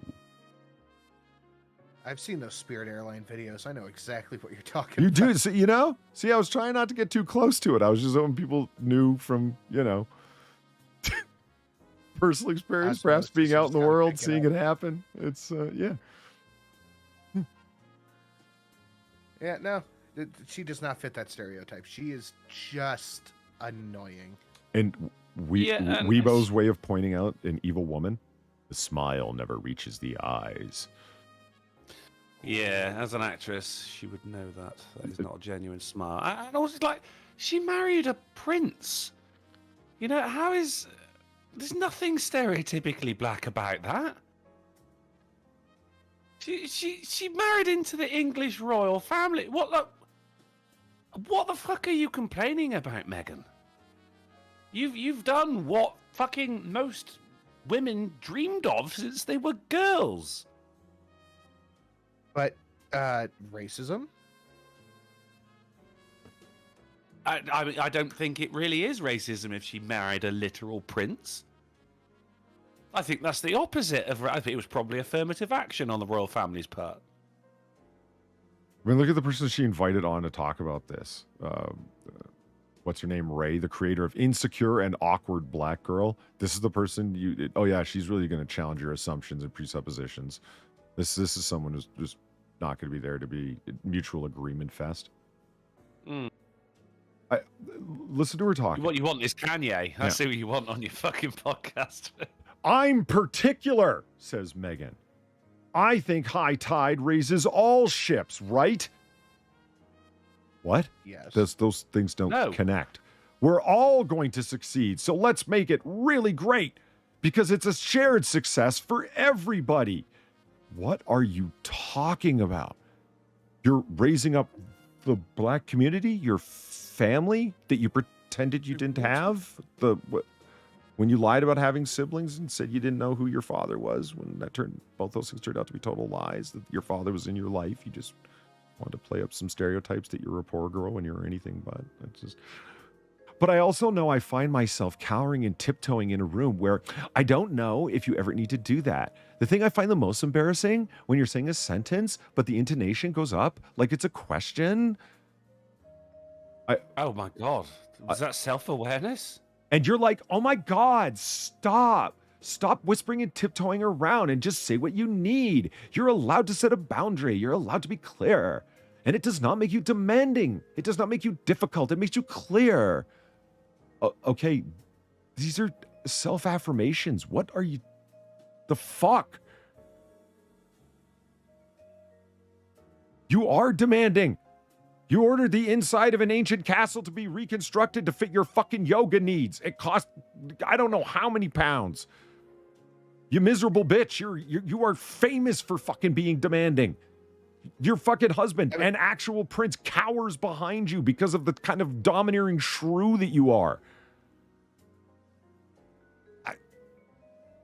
Anyway, the only ones promoting this podcast, Huffington Post. I didn't even know she had one. Polly, stop. I can't take it. Yeah, I know. Oh my God, stop. I'm sorry. I was just doing the cheese. This is like she got an interview with Oprah with her prince husband, and I still didn't know about this podcast. Like that's how little people care about your podcast, Megan. I found out about the podcast after they had signed on to Spotify a year ago and signed the contracts, gotten paid, and in a solid 12 months had not produced a single podcast yet, even though they're contractually bound to do a certain amount over a certain amount of time, and had completely been in a band's violation of contract. So they started producing. Spotify hired a team to start producing content for them. I don't know how that's going to work. Like the Sinatra podcast, and there's 5 people who don't know him putting it together, and he doesn't show up for it. Like, what are they going to do?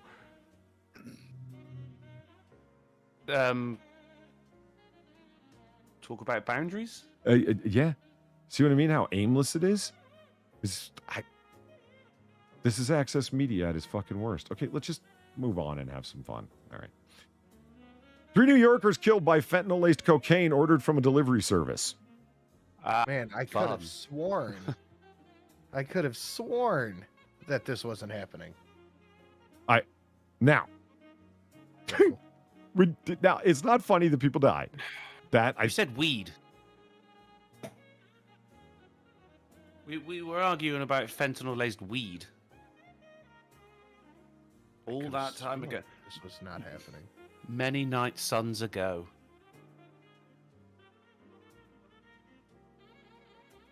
Okay. So, hold on. Moons. Weird vape. Okay.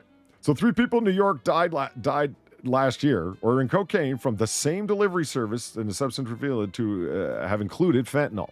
Ross Matunga, a 40-year-old Credit Suisse Group AG trading executive, was found dead on March 2021. Akin Group Strauss Hauer and Field LLP lawyer Julia Grimes, 26, used the same drug delivery service on the same day as Mr. Magyar.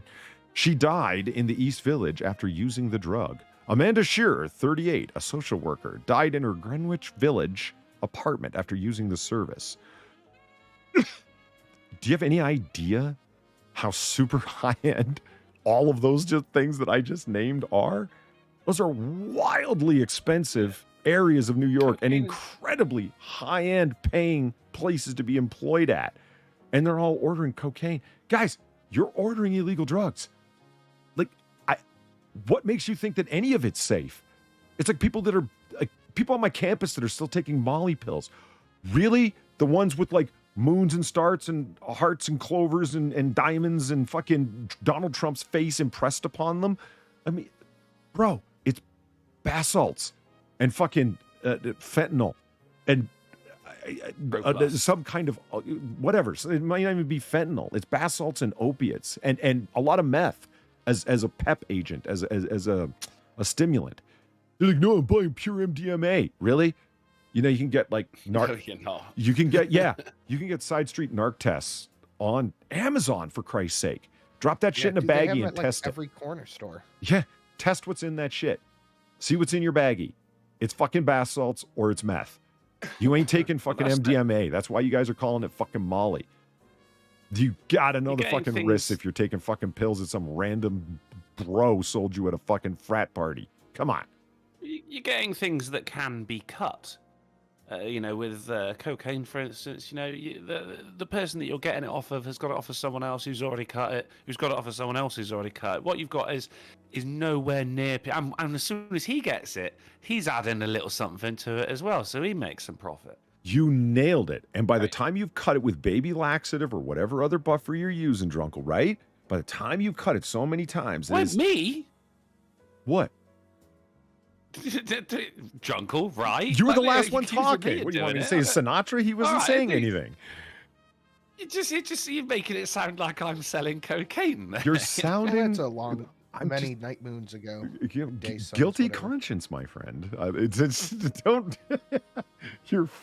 No, Sinatra. We were talking about weed before. This is what I was saying. You don't add fentanyl to weed because the fentanyl is likely more expensive. With the cocaine and everything, yeah, you're cutting it, but you can't cut weed. Okay, see, you don't add fentanyl to it to get it more addictive because fucking it's weed. See, here's the 2 things, okay? Fake Gamer Cat. College druggies sound dumb.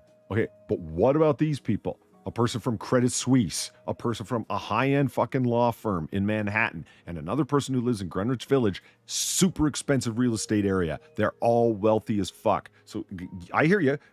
college drug users are stupid for dropping Molly that are just home pressed pills. Yep. Okay, but some guy from a delivery service on a fucking bike messenger shows up to drop you off a fucking baggie, and all of a sudden, oh, well, this should be fine. Really? Like Drunko was saying, by the time it's been stepped on and watered down that many fucking times, what do you think the bottom end guys are going to do? They're going to pep it up with fucking something to make it either crystal meth, bath salts, or fucking fentanyl. Something to make it powerful that's cheap, because they know how many times it's been stepped on since by the time they finally got their fucking hands on it. And what's the result? You're snorting a bunch of fucking fentanyl. And do you think that those guys are being very careful with their dosages? They don't know what the fuck they're doing. They don't work at a fucking pharmaceutical lab. They're just, oh, this looks like a fair amount. It's not Siminicin. You need to be careful. This looks accurate. But these, this is from credit groups and shit. Like cocaine, it can be a very classy drug if you're in the right parts of Manhattan, I guess. But then you are still buying it off of a fucking drug dealer. So be careful, guys. Oh, yeah. And Khaleesi sums up, I'm tired of having Narcan people. Yeah, I'm not remotely surprised. And when they make Narcan kits available to the general public because you idiots are fucking ODing on whatever the fuck it happens to be you're getting your hands on. And so why this story? My favorite part of all, okay? The sub-headline. What did her father say, the person who OD'd and died? Julia was a driven professional with everything to live for. Never in a billion years would she had ever touched anything with fentanyl. Notice he didn't make mention nor take umbrage with the cocaine she ordered? I guess that's where the professional drive came from. I mean, that blows my mind that her father made that statement. She would have never went near anything with fentanyl. Now, courier delivered cocaine? Well, yeah, this is Manhattan. My daughter had class. Yeah, she ain't going out and getting it herself. Right. A bike messenger for that kind of She thing. didn't walk down the street asking for some booger sugar. She called someone. Yeah, she has a guy. Like Uber Eats, but for drugs. Fucking kills me. This whole story comes down to this line. Never in a billion years. But yeah, the fentanyl. That's the bad part. Don't worry about all that cocaine she's ordering in. Good God, Dad. Okay, you want a bit of a palate cleanser? Pretty widespread in the old financial sector. Oh, fuck yeah. Absolutely. This is ain't nothing new, huh? It's the 80s stereotype of the Manhattan high-end business people doing all the fucking blow. Cocaine was everywhere in the 80s. Right. It stopped at December 31st, 1989. Sure did. I mean, just watch Wolf of Wall Street, for fuck's sake. No, I won't watch Wolf of Wall Street. It's bastards like that are the reasons that I can't get Quaaludes. They did talk about Quaaludes. They love Quaaludes. Yeah, fair enough. Excuse me. Yeah, it was a bunch of disco hopheads fucking using Quaaludes recreationally is the reason that I can't get one of the most effective insomnia medications ever put to market. Thanks, guys. Have you tried fentanyl? No. Because you'll go to sleep. Well, you might not wake up, but you'll go to sleep. No, I have not tried fentanyl. Okay, so. These are the street name, Crazy F. As you may have heard before, it is my personal opinion that the coolest job of all time is helicopter paramedic. I thought we'd put that to bed because now we've got medics using jetpacks. When it becomes fully fleshed out, yes. Okay. The experimental level, it's interesting. It's there. It's like Wayne Enterprises is experimenting with it. Because like I've said, as close as you're going to get to being Batman is being a helicopter paramedic, especially a battlefield helicopter, battlefield surgeon. I mean, those guys are next fucking level, man. I mean, holy shit. They're I mean, yeah, it is pretty cool. Fucking right. So I dig helicopters in general. So when you combine the EMT thing, I'm fascinated by emergency medicine. That's why I pursued it. And helicopters, which I love, both of them brought together, and you're pretty much Batman at that point. Oh yeah, I'm there. So let's watch a video of a super low flying helicopter just because it looks cool. Okay, wrong clip. There we go. All right. Are we ready? Are we ready? Yeah. Okay. Yeah. Look at that. Can you imagine driving down a highway in Ukraine? You see that shit? You see, that confuses the Russians. They're like, no, it's on the highway. It must be a car. Look how low that shit is. That's a big old gunship. I mean, Use your blinker, you idiot.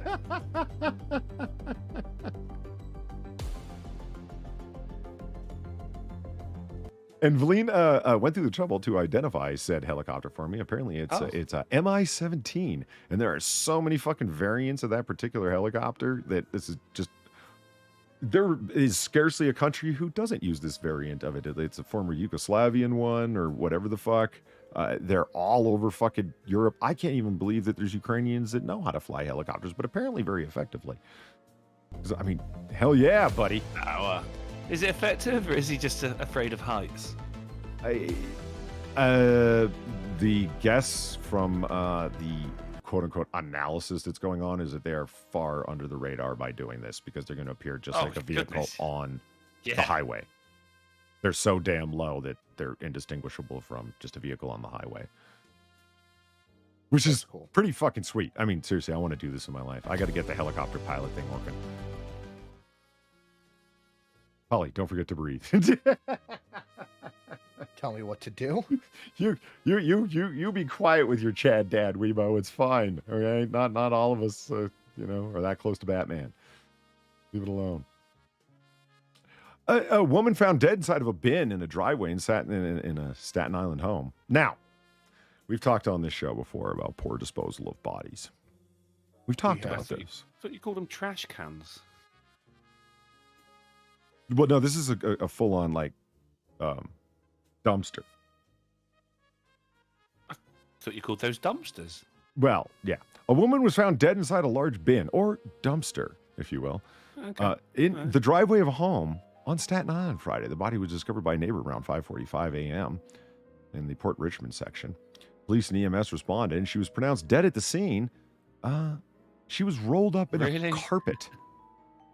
Oh. Investigators said it was appeared the victim was dumped there after an apparent drug overdose.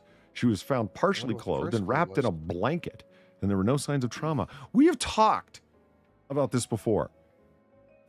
They didn't even chop her up. They just rolled her up in a fucking carpet and threw her in a dumpster. They're gonna trace this back to you guys. Yeah, it's your blanket. You know, you've probably got your name sewed onto the label or something. And she was probably only found because the neighbours were like, "Oh, come on, Steve, don't put that in with the recyclables." It's how many pieces? One. This is how bad things have gotten in terms of body disposal. Laziness. Yeah, it is laziness. You know where you could drop a body off? Near a fire station. Yeah. They'll find you quickly. If you're just trying to avoid responsibility, you fucking, let's say you call downtown and ordered a bike courier to bring you some cocaine. All of a sudden, the person's on the ground. You've used all your Narcan already because, hey, it's been a busy week. So, yeah, someone dies. Well, did you even try CPR? No, I bet you didn't. No signs of trauma whatsoever. No cracked ribs. No abrasions to the. Okay, great.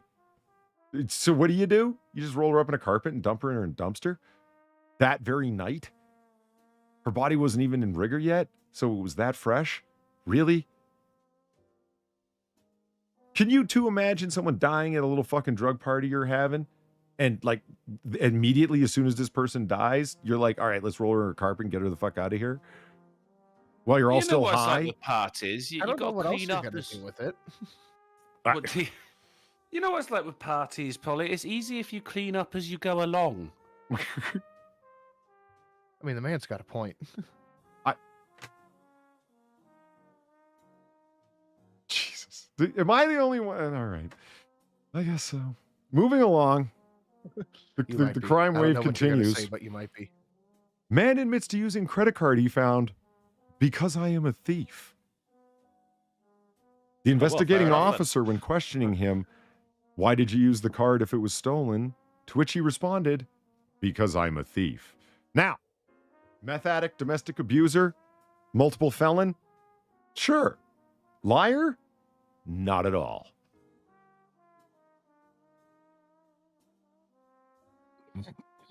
Oh my god, this vape is killing me. Am I the only one that finds it funny that the guy's just like, yeah, it's what I do. What? It's how I roll. He can steal, but he's not gonna lie about it. Yeah. Yeah. I do like the signs of the level he's operating at. So like he made a number of transactions in a few days. Okay. So what There's, what was his years, what was his costume or his way of hiding himself when he's clearly or should have known clearly that he was on camera using somebody else's card, committing larceny? Oh, he was wearing a white t-shirt, multicolored Hawaiian shorts, and multicolored sandals. That is the that's the outfit of a honest man. If you're in San Francisco, you will blend in with the crowd.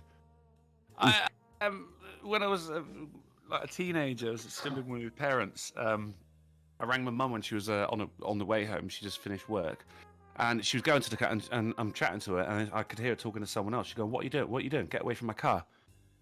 And it was someone who was lurking around trying to get into her vehicle. And she went, what are you doing? Get away from my car. Why are you doing that? And I heard him down the phone just go, I'm a thief. Like, you could actually hear him shrug his shoulders as he said it, you know? Nice. It's brazen. But it is honest.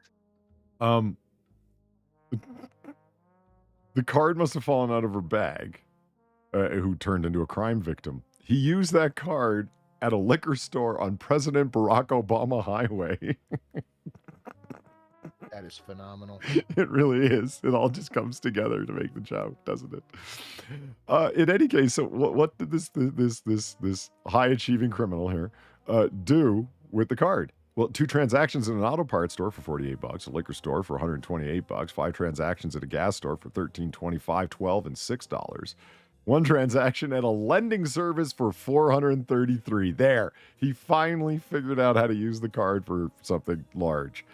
He went and got a payday loan with the card at a lending service. Well done. 6 transactions at a gas station for maximum amount of $40. Everything else was beneath that. But did he stop there? No, he kept going. At another auto parts store, at another liquor store. Oh, fuck. And when he gets arrested, there he is.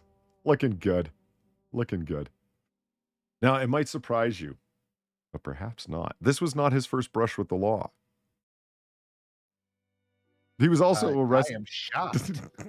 He was arrested and bailed out, low bail, for domestic battery. He grabbed the woman he was living with by the shoulders and threw her to the ground. He then chased her to an adjacent bedroom, grabbed her by the neck, and again threw her to the ground. He spent a day and a half in jail and was bailed out on low bail. That was it. Oh, wow. I'm shocked. Yeah. This low bail seems to be working out so well. But the charges were ultimately not filed, and the no contact order was rescinded. That's it. Cool. Hey, you know that woman that you beat the shit out of in public? Yeah, you can go back and talk to her. It's fine. Yeah. That's about it. Hey, look at this. There's an alien in the back seat of this van. You want to see it? I have never wanted to see anything more. Woman has people godsmacked as she claims to spot alien in the backseat of her car. Gobsmacked. Yeah, I see it. Fetishisms. She's looking right at us. That looks like E.T. Looks like an E.T. model. Nah, it's got the big gray alien bug eyes, see? Maybe I need a full screen it. Hold on. Are you pixelated? No, I just have it on a half window. I don't see it. Seriously? I see E.T. Is E.T. looking at you? Yes. Okay. All right. Because his head is more oval, long ways. Your E.T.'s head is oval, widthwise. Same thing. I don't know. I thought that was a pretty good alien picture. I mean, it is. I know Fox Mulder's going to be into it. Well, yeah. Divine petulance. Wait, what? You're skeptical? Is that what you're saying? Is it?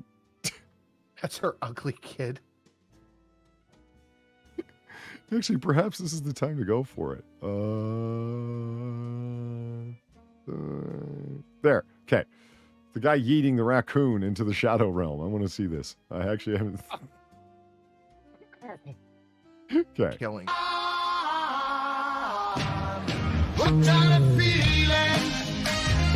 Whoa. Dude, what? He is angry at that Well, raccoon. Why are there two camera angles? This looks like an apartment building or something like that. Oh, I was going to say an action sequence from the next Taken movie. You'll see Liam Neeson opening that gate in 21 takes. I love how you do see, like, there it's eyes. You can still. Why have you forsaken me? What did it do? It was there. It was attacking his what? Dog. Oh, was it? Oh, okay. It was? Well, fair enough then. All right. Yeah. Read the caption. Oh, yeah. I just saw it. Raccoon Shadow Realm. Shadow Realm. That's yeah, exactly yeah. what I saw. Wow, we do not. I'm looking for the dog. Oh, yeah. I kind of see something scurry away as he runs up and, yeah. It was just. Oh, my God. Gentlemen, Rihanna's new song just got a release date. And Rihanna announces new song, Lift Me Up, for the Black Panther Wakanda Forever soundtrack. I am so happy that Stop I now the know this presses. It's all. Does it seem right that with Black Panther, like the entire score is made by black artists? Anything less would be you know, racist. There's no Nick Cave in there, you know. Like, there's no Coldplay. there's no.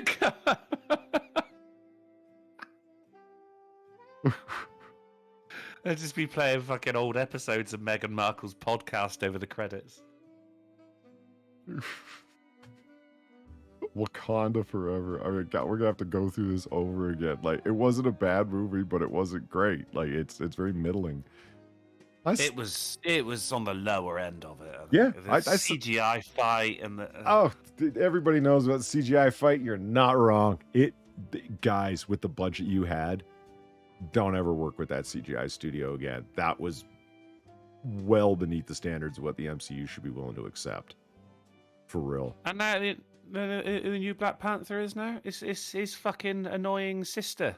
Well, yeah. With the forehead. Even black men are overrepresented or something or whatever. So annoying sister, because it's got to be a woman. No, I mean, look, and she's going to be a lesbian. The man died, so fair enough. Yeah. He did. All right. Yeah. Okay. He's all right. Okay. Yeah. You probably all right. You shouldn't have recast it. That's fair enough.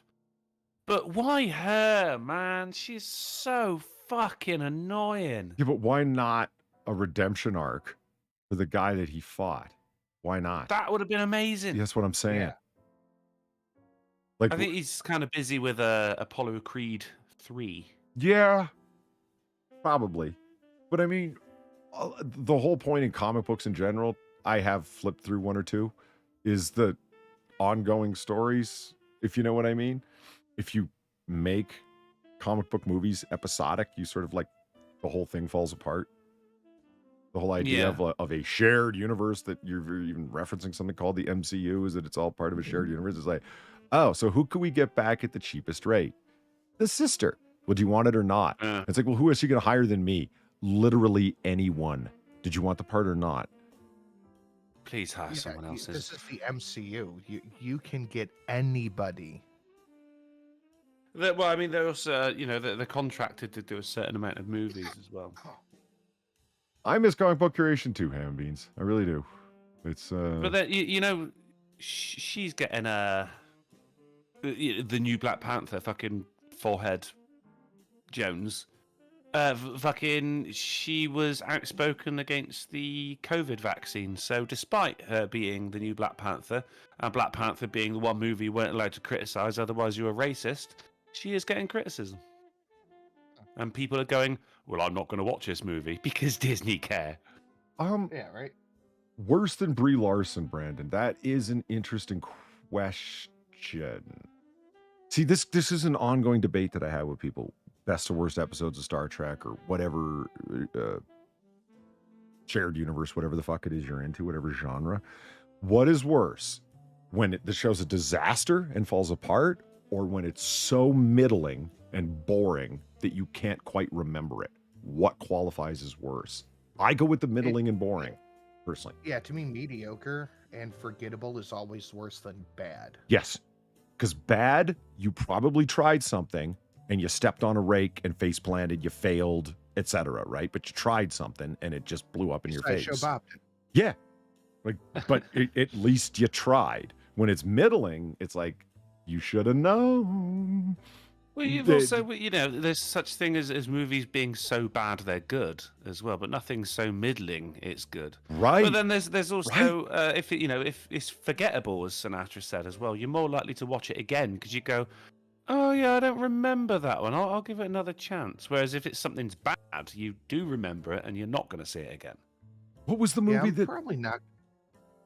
You're not going to watch a forgettable movie a second time. What was the movie that I couldn't remember whether it was good or bad, and I watched it over again to give it another day in court, and I was like, no, this was not good. It was.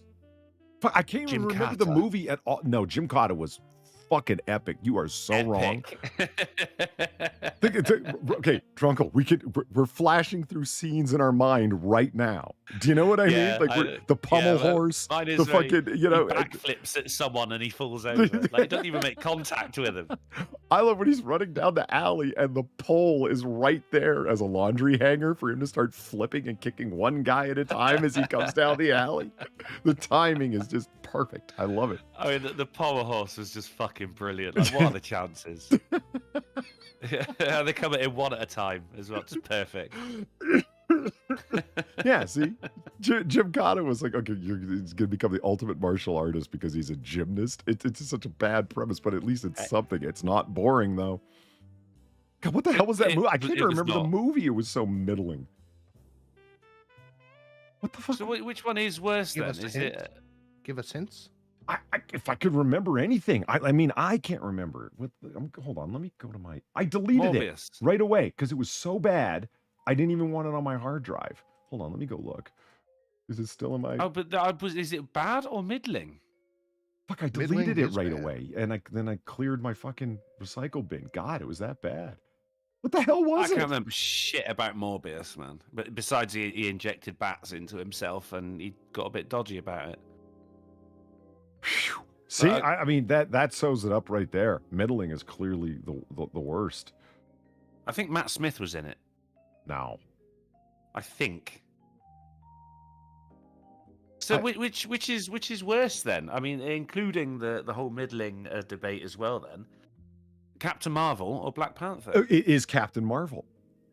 By far, it's which is worse, Brie Larson or the annoying sister? At least she's annoying. She's making some kind of impact on you. Brie Larson is so much of a wooden 2x4 actress, both in expression and body shape. But it had space in it. Yeah. I mean, as a character, space is, far from middling. Space is exciting. Yeah, I mean, Black Panther, you got all these generic African accents as well. It was part 2 of something. Troll 2? No. No, that's memorable.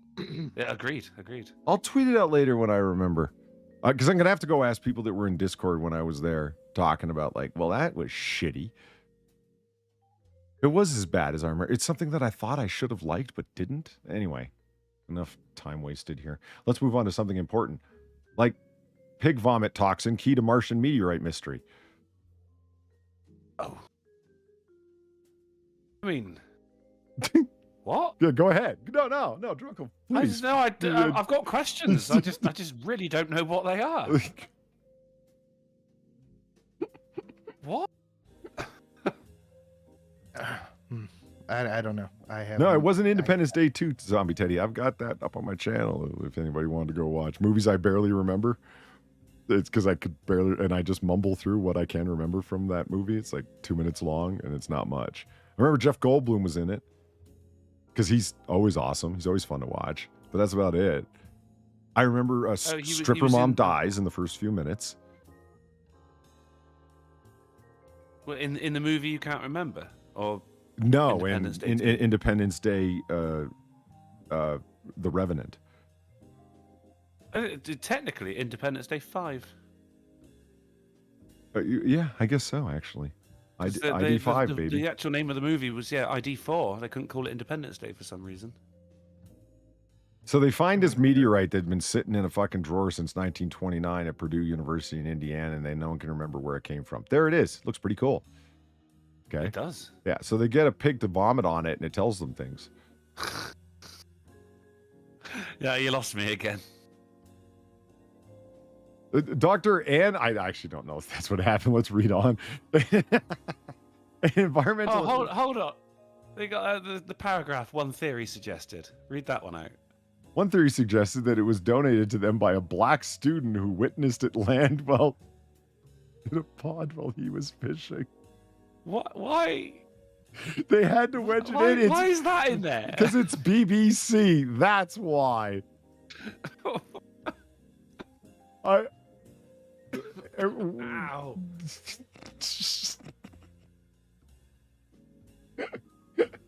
The black student in 1929. All right, sure. Let's go with that.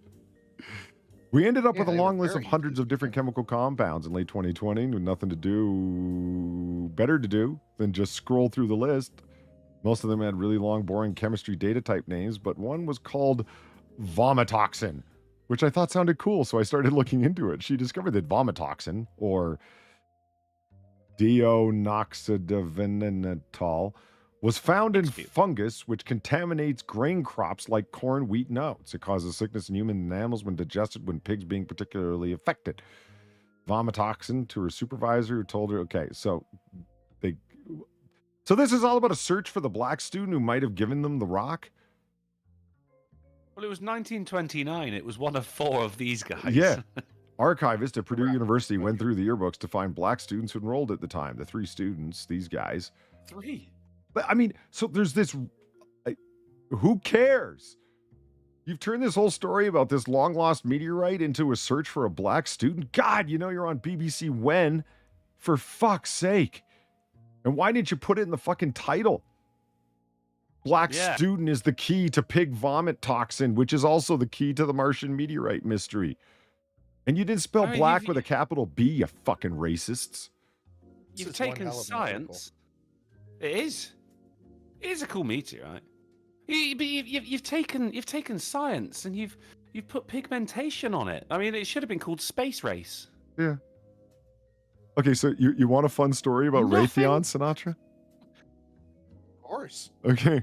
It's good times, okay? It might not be what you're expecting, so buckle up, motherfucker. It's going to be fun.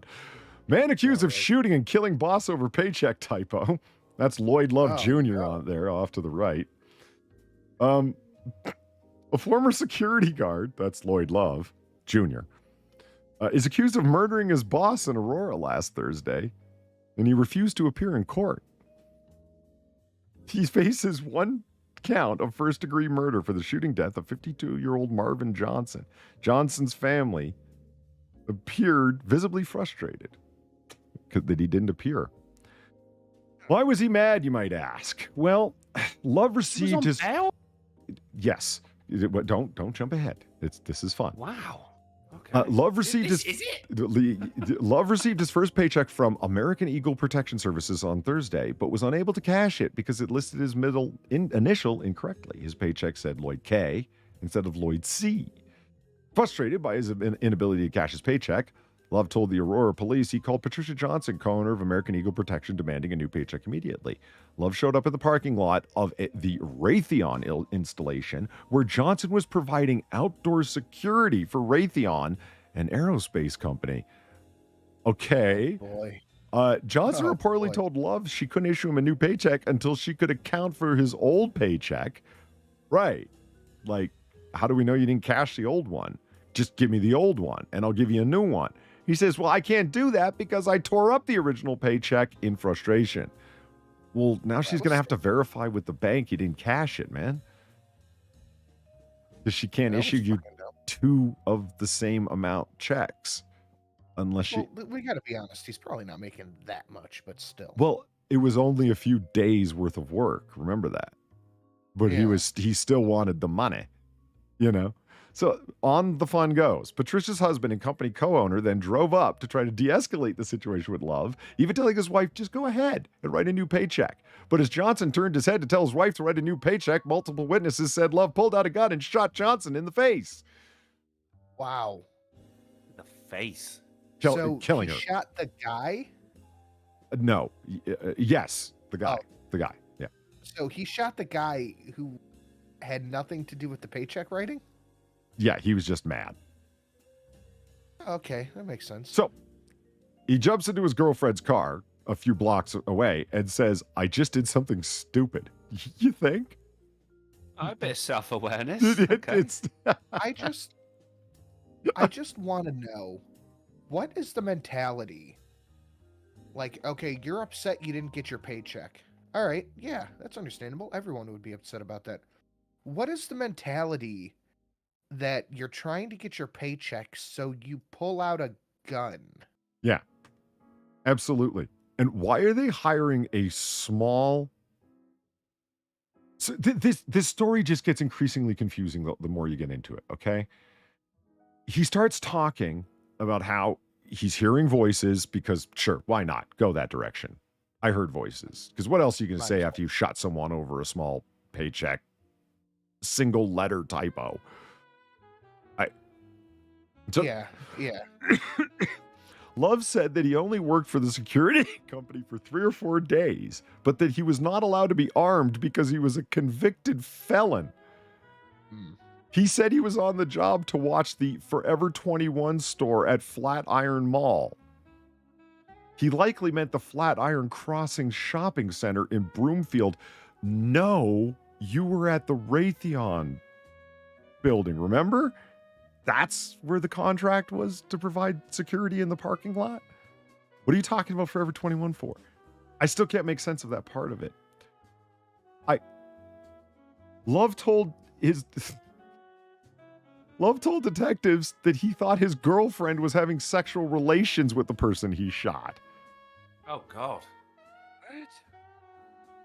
That it wasn't over the sure you're not paycheck reading at the all. synopsis? I shot this guy because I thought he was banging my woman. Are you sure you're not reading the synopsis to a fucking crime show here, Polly? This doesn't seem... But he would later clarify it was the voices in his head telling him this. I mean, at this point, you might as well go for the insanity plea. That's what I'm saying. Like, you got nothing. It's like, you were sleeping with my girlfriend. Well, actually, it was over a paycheck. No, it was the voices, man. Like, I mean, you don't got much to go with here. You're in a bad spot. It turns out he had been released on personal recognizance bond earlier in July for an assault charge. He's been accused of hitting his sister with rocks. On the PR bond, as they're commonly called. Like means that Love didn't have to post any money to be released from jail. His arraignment on his assault charge on Friday morning and his advisement on the murder charge he refused to attend on Monday has been rescheduled for Thursday morning. Well, you think he's going to show up to that one? Yeah, that's a good question. Okay, the questions are so broad. Where was he actually supposed to be working security? Forever 21 or Raytheon? Because those are pretty far apart from each other, like just in terms of type of security. Why did you hire a convicted felon? Did you not do a background check on him? You get a job at Chipotle and they ask you if you've ever had a suspended driving license. Much less, felony assault charges. It's like, I can't... Well, you can't have me armed, even though they do have armed security guards, because I'm a felon. He told them this, and they still fucking hired him. So they asked him, by the way, where did you get the gun if you can't have a gun? Love told the police the weapon he used he found several weeks ago, but offered no clarification about exactly where he found the gun. remember, I got it. gun laws somewhere. stop criminals from getting access to firearms. I mean, So tiresome. golf and So guns is like fucking subcontractors. It's like, yeah, guys, so many questions, and I got no answers for any of it. I just the story is just twists and turns. But the part that I did think you'd like, Sinatra, well, he was under arrest for, shooting somebody that was in charge of security for Raytheon. When asked by the police why he did it, he said he was, quote, fed up. What did he mean? With what? Or Please enlighten. he was fed up, you see? He wanted his handlers to come and get him out. Huh? Huh? Huh? Yeah. I don't understand. Oh, come on. You've made further reaches into glowy shit than that. Roll with it. So just because glowy shit has oh. it's got a bigger fall than just some guy shooting a guy who didn't even Head. work for Raytheon. Oh, right. You haven't proceeded on thinner shit than that. Someone blowing someone away for no reason at a fucking Raytheon parking lot. And then claiming, oh, it was things in my head. It was this, it was that. If it were you, you'd take the story and the next thing you'd be talking about was MK Ultra and mind control. Come on. If it was a Raytheon employee, maybe, but it wasn't. It was just a guy. Oh, it was a contractor. Fed up as in It was a security fed contractor up for as in Raytheon. federal. Yes. Yeah. You know? Oh, federal. Yeah. Yeah. Fedded up. Yes. You see? I see. I get it. Yeah, it was okay. it was a signal. He's supposed to get sprung from jail because he's actually part of a program.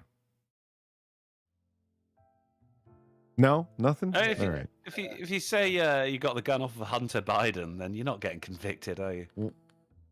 No, you're sitting pretty. If you're in a video with Hunter Biden, perhaps. But if you just claim it, I don't know. Probably not. Then this article will get scrubbed from the internet, and you'll end up in jail for just mentioning it. Yeah, you have to have proof that you argued with Hunter over crack. Yeah. No, this is the headline alone, and just love this. So there's this place called Shotgun Willie's, right? It's a show club. So a death at Shotgun Willie's delays a trial about a death at Shotgun Willie's. What's a show I'm club? following you so far. Okay.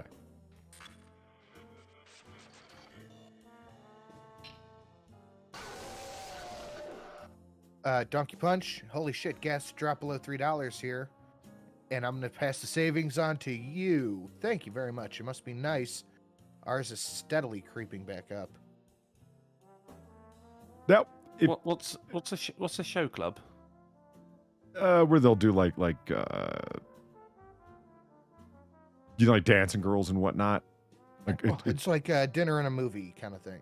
Yeah, like they've got a stage, and there's legal gambling there. They've got like the fucking casino and the slots room and the blackjack tables and whatnot, and then the other room is all like dinner theater where there's like dancing girls or whatever the fuck. That's a show club. Okay, cool, Right. nice. That's I'm into that. That sounds good. Yeah. And the place is called Shotgun Willie's, and they actually go with the advertisement, believe it or not, liquor in the front and poker in the rear, I'll be right back, guys. which is like, yeah, but then they have to specify also poker games. Yeah. Like it's not just a joke. We genuinely do have poker. yeah, I just can't believe they rolled with like the oldest joke in the book, but they did, Yeah. because Shotgun Willie's nothing but class. And the story really is summarized in the front line. The death of a lawyer at Shotgun Willie's earlier this month compelled a judge on Friday to reschedule a trial concerning a different death at the same club. Bloody hell. So just stay out of Shotgun Willie's. That's all. That's the best advice I Yeah. could give you. I mean, there's probably better places if you want to go gambling. I mean, lawyers are getting blown away, and they don't even have time to schedule all the trials on the docket because there's just too many bodies stacking up at Shotgun Willie's. And not enough lawyers. The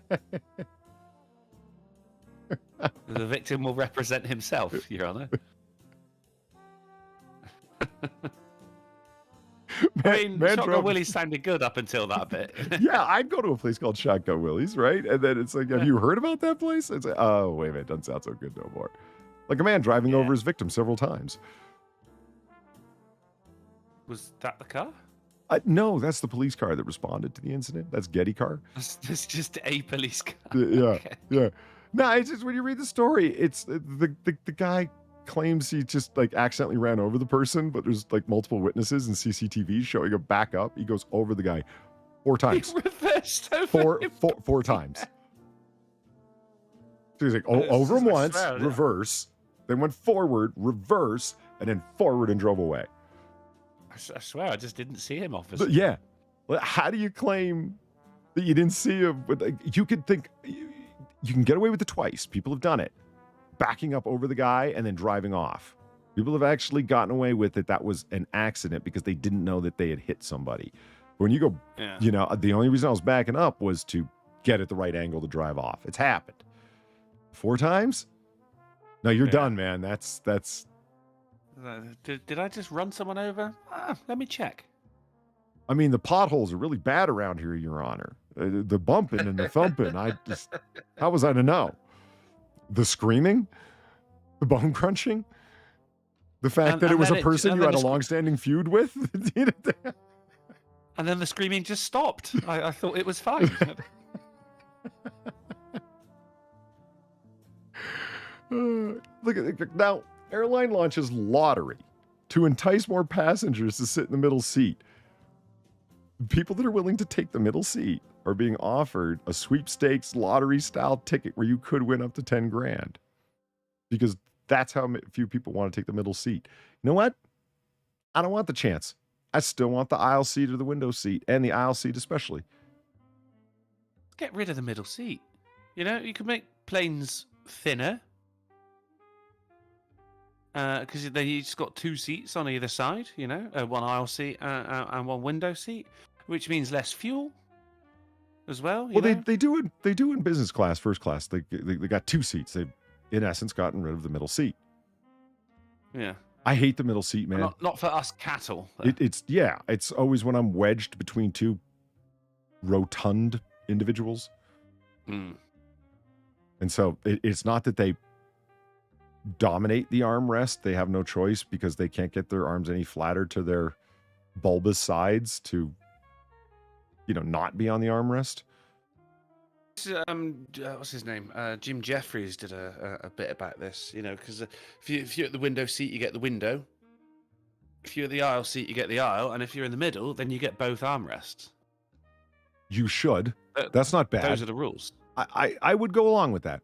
As a matter of civil society, like queuing up and don't skip the line. You know, if I'm in the middle and I'm suffering, He said we live in a society. He actually said that. I know that I've never heard that suggestion before. That works. I would buy that. Y'all fuckers, like, you get the window, you get the aisle. That means I get the armrests. That does strike me as fair. I think so. I would give, if I was taking the aisle, I'd give the motherfucker the armrest because you know what? I'm actually of a size where I am not rotund enough, where I'm not oozing over into my fucking side passenger's fucking seat. I think fat people on planes should get charged more because, like, they do it with luggage. They do.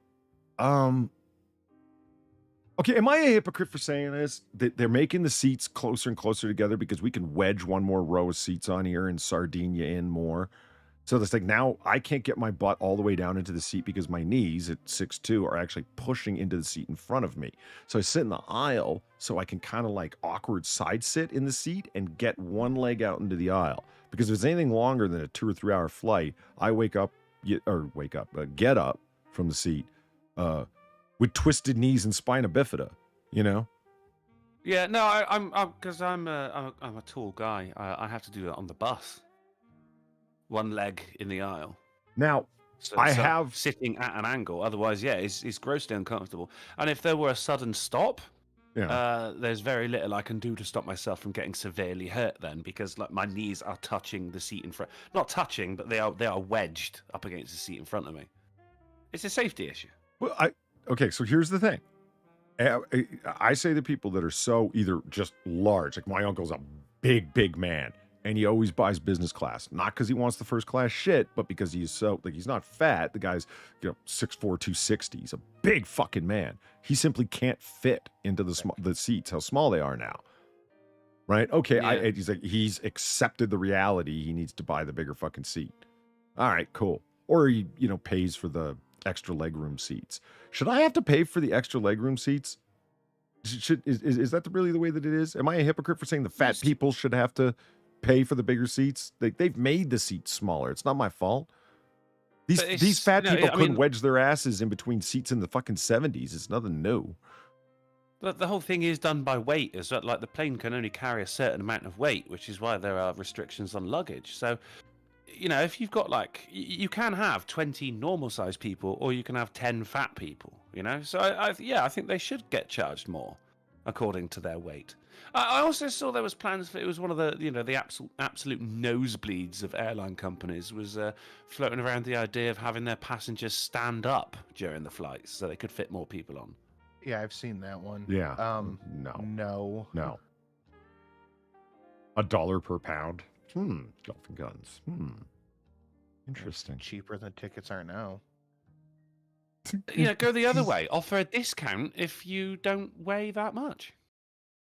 I won't take you down the halfway down the rabbit hole that I was already at with this one, where it's violations of sanctions in Ukraine and Iran, and that's what led me to this. Not small arms and materiel and munitions, but electronic components and motor parts. What the black market looks like, because I had to do it for this contract thing as a side project. Right. Okay, this photo to me just as a sample of what I do during the day. So drones are all over Ukraine, right? And they're having a good time shooting them down because, fuck it. Why not? Let's just keep shooting at them until they go down. As long as we got, endless American taxpayers supplied ammunition, just keep firing until you eventually hit one. Fuck it. Target practice. They eventually bring one down. So, now, Russia has had an embargo against it forever, like in terms of certain things. And Iran has had an embargo against it for a long fucking time. And part of it is motor parts, stuff that you can use to build drones. Okay. Rotax, they're claiming we didn't break the embargo. Really? You sure about that? Kind of sounds like they might have. Just a little bit. This is it's like, well, somebody must have, stolen our. Okay, these engines only serve extremely specific purposes in their dimensions to be able to fit inside very small casings and have coolant systems that are capable of running in very particular conditions, like in drones. That's what you do. You make drone engines, yo. Okay, all of your fucking engines are serialized for that purpose because there are regulatory bodies in terms of like where you can sell these engines and to whom, because they can only be used for fucking drones. They're made for that specific purpose. You can't just like take a lawnmower engine off and put it in a drone. I mean, you could, but it wouldn't be very effective. Yeah. You totally can. Yeah. I just love that Rotax is actually saying, we ain't done nothing. What do you mean? It's like one of your serialized engines is literally facing out at us. We didn't even need to open the thing up. Just the cracked fucking casing showed your fucking your company's logo. Why didn't you obliterate the serial numbers and your company's logo? You could claim the Chinese ripped off your specs. They didn't even try. That would be believable. Yeah, it would. That would be very believable. We're the victims of corporate espionage. Yeah, so anyway, they, amongst a number of other engine companies, are now in small parts providers, electronics providers are in serious deep shit.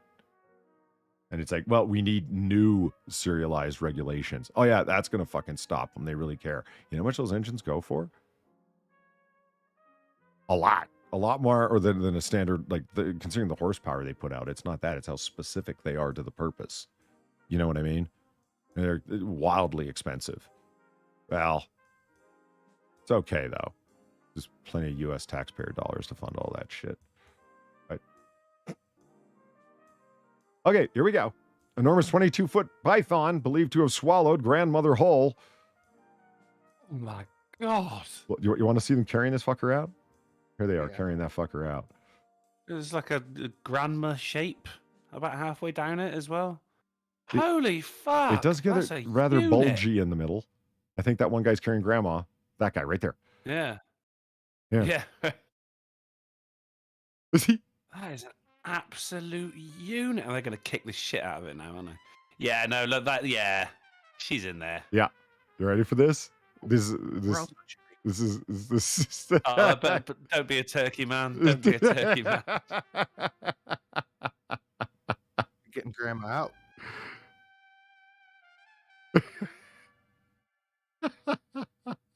Wow. Whew. Look at this guy back there with the cell phone. He's like, yeah, man. This is going straight to the gram. What the? Fucking hell. And that's a goat. It is a goat. Yeah, it took down Yeah. it took down a whole animal. And it's just kind of like coughing off of it now. And it's like, yeah. Okay, well, we thought it took grandma, but since there are these things about, we believe that it might have taken grandma as well. But that led me to look a little further. Here's a 23-foot long python that swallows an Indonesian woman at a different time. Oh my God, it did. Oh no. Careful of that, Polly. Yeah, I'm just saying. Now, can you imagine living in Indonesia and this is what you see on your ring.com? Oh, mate. I didn't know Yeah, there was right. more to that statement. Excuse me, sir. Your Uber's here. No, I'm moving. Honey, we're moving. Pack your shit. Now. Look, honey, pack your shit now. We are fucking God, leaving. It doesn't end. It just keeps on going. The snakes have no business being that long. I'm offended. So am I. I'm just so horrified that it just kept going. Why'd they cut it off? I wanted to see it all the way to the end because once it goes the full length, you could just keep screaming at your woman. It's like, did you fucking see that thing? Like, you can cut the seconds off that it took to slowly go by. No, I don't know where your red burlaps are. Pack your fucking bag. We're going now. Yeah, I don't want to cut you out of that thing. We've only got 3 hours until it finishes slithering past the doorbell. Hey, you want to see a fresh one that I've never seen before? Okay, look at The this. fresh snake? No. Florida wildlife officials rescue adult coyote hit by car and stuck in grill overnight. If he wasn't fine, I wouldn't be laughing. But he was He was fine. happy enough. He was fine. Okay, but Sinatra, imagine you're driving down the highway and you feel a thump. And you're like, what the fuck was that? And the next morning you go out and you've embedded a coyote into your grill. I don't know what my response would be, but it would probably be laughing because I fucking hate coyotes. What make of vehicle is that then? I don't recognize the logo. Coyote. No, they blurred it out. It's probably like Ford or Chevy or whatever the fuck right there. It looks like an old Chevy. Oh, I'm referring to the logo being the coyote. Oh, well. Yeah, I mean, I feel bad for the coyote. It's almost like, but like I said, I would be laughing my ass off if he wasn't fine. Like he didn't even have broken limbs or anything, which is actually pretty amazing that he managed to like produce a hole for himself in impact, if that makes sense. Yeah. That's pretty impressive. Right? Yeah. Okay, you want to see the world's ugliest ship that's put to sea? Oh, yeah, finally. World's largest cruise ship now open for bookings. It is called the Icon of the Seas. Oh my God. No. No. Like, look, they've even got a multicolored basketball court. Like, come on, guys. This is the Chips. tackiest fucking thing ever that I've ever seen that is floating. I have seen worse amusement parks, but not at sale. Imagine waking up on that with a hangover. Oh, for fuck's. Like the house, the rainbow house. The rainbow. Yeah, there you go. Oh, that green slide there that goes over the edge. I'm digging that. Yeah, maybe if it was clear, so you could kind of like, I think that bit is clear by the look of it. patio there. furniture, the 3000 SUX. Nice. There's an inside reference. Well done. Anyone? RoboCop? No? I remember it, sort of. That's the luxury car that everyone's after in RoboCop, the 3000 SUX. Okay, so let's take a look. So I had to look it up, right? I'm not going to not look it up. I mean, just look at this fucking thing. The icon of the seas. Is it though? Is it? How many pools are on board this thing that's in the ocean? I understood pools on boats. I fundamentally have a problem with pools on boats. I do. I admit it. Yeah. It's like, oh, well, it's not salt water, though. I get that. It's also shark-free. Also understood. But I don't accept it. I mean, presumably the reason you're on a boat is because you want to avoid swimming. Yeah. I'm on a boat, bitch. I mean, look at every angle you look from. There's just more and more pools. Yeah, once again, the point of a boat is to keep water off of it. Yeah. So the trips are quite expensive, and they're like, oh, everyone's going to want to get on board this thing. I'm like, who the fuck are the investors behind this trash?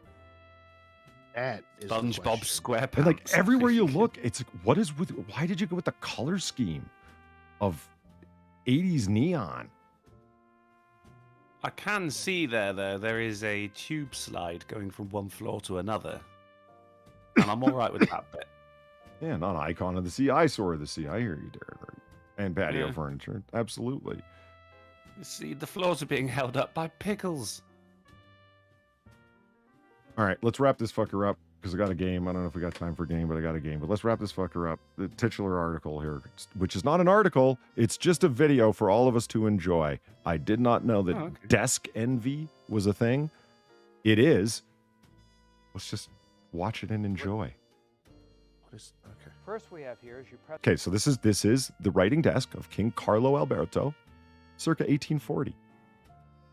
Now, why would anyone care so much about a desk? Well, let's find out. Press a button and the writing slope comes out. So if you wanted to be able to write on something or read, you had an extra slope. Then on the sides, you press one of the buttons and a secret drawer comes out. You press another button on the inside and secret drawers come out on the end. You press a button on the side, the lion heads come out. On the other side of the desk, which we've just turned around, what we have here is Socrates. Nice. And then you press a button further here and two more drawers come out. Another drawer at the top. Press a button, more drawers. And then you press another button and another one. Every desk I'd use needs a every drawer. centerpiece. Sweet. Yeah, here's the centerpiece for this one. Thing would be Where you full open with it up, USB cables. Drawers come out. Of course, these are secret. Lock.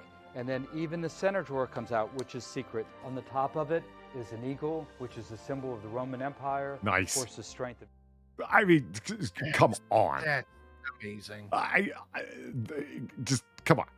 The centerpiece is the centerpiece of the thing. You know what I mean? It just keeps coming with more and more drawers. It's got little drawers that come out of the little drawers that come out of the hidden desktop. I mean, what more could you want in a desk? Look at all the little drawers.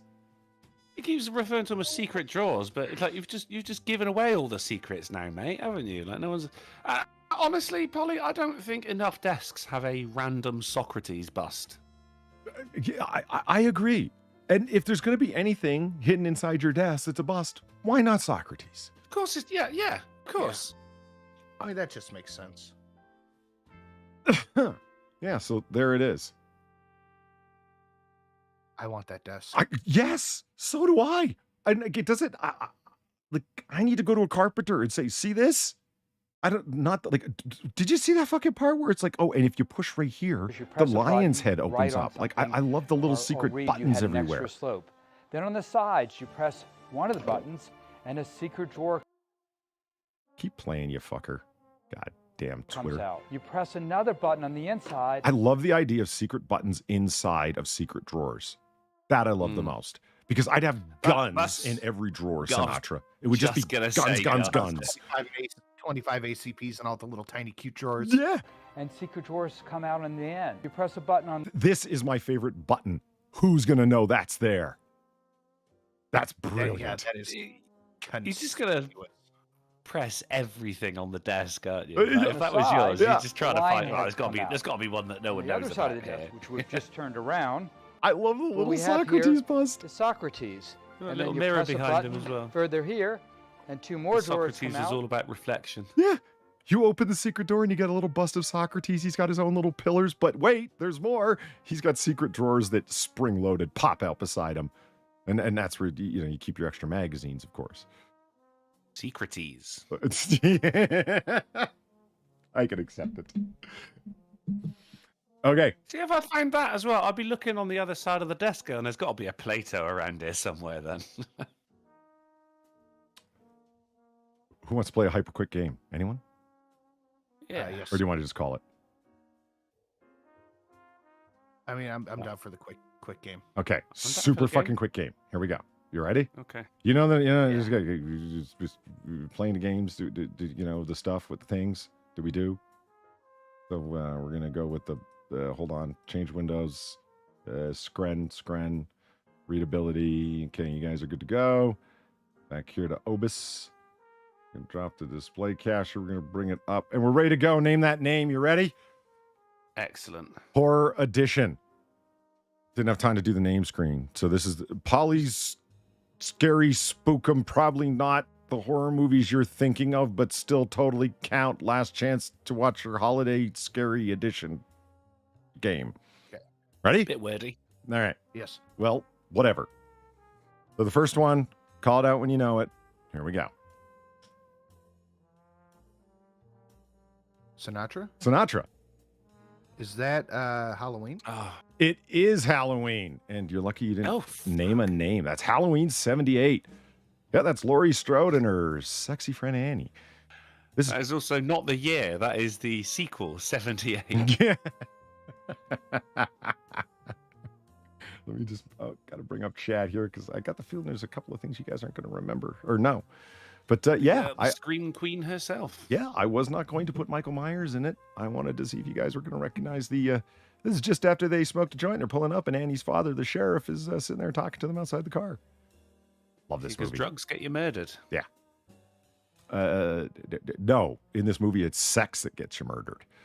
Yeah. Yeah. The drugs didn't help. All right, here we go. So that's 1 Sinatra, 0 Drunkle, 0 chat.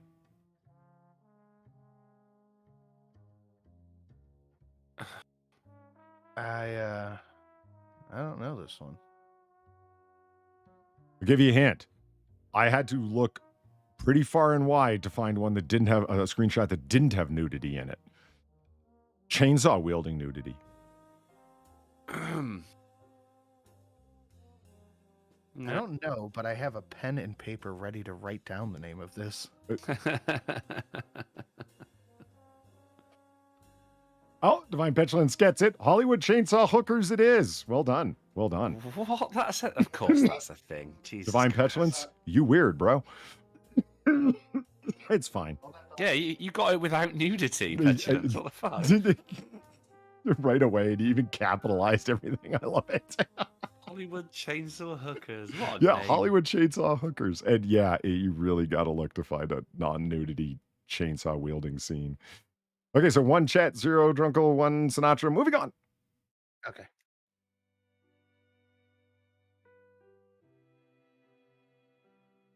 No? Really? No. De Niro in a horror. Yeah.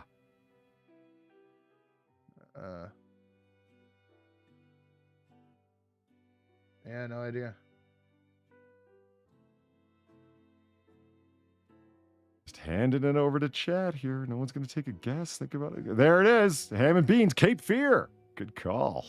Good call. Never seen it. No? Yeah. Is there any capes in it? No. The end happens on a boat.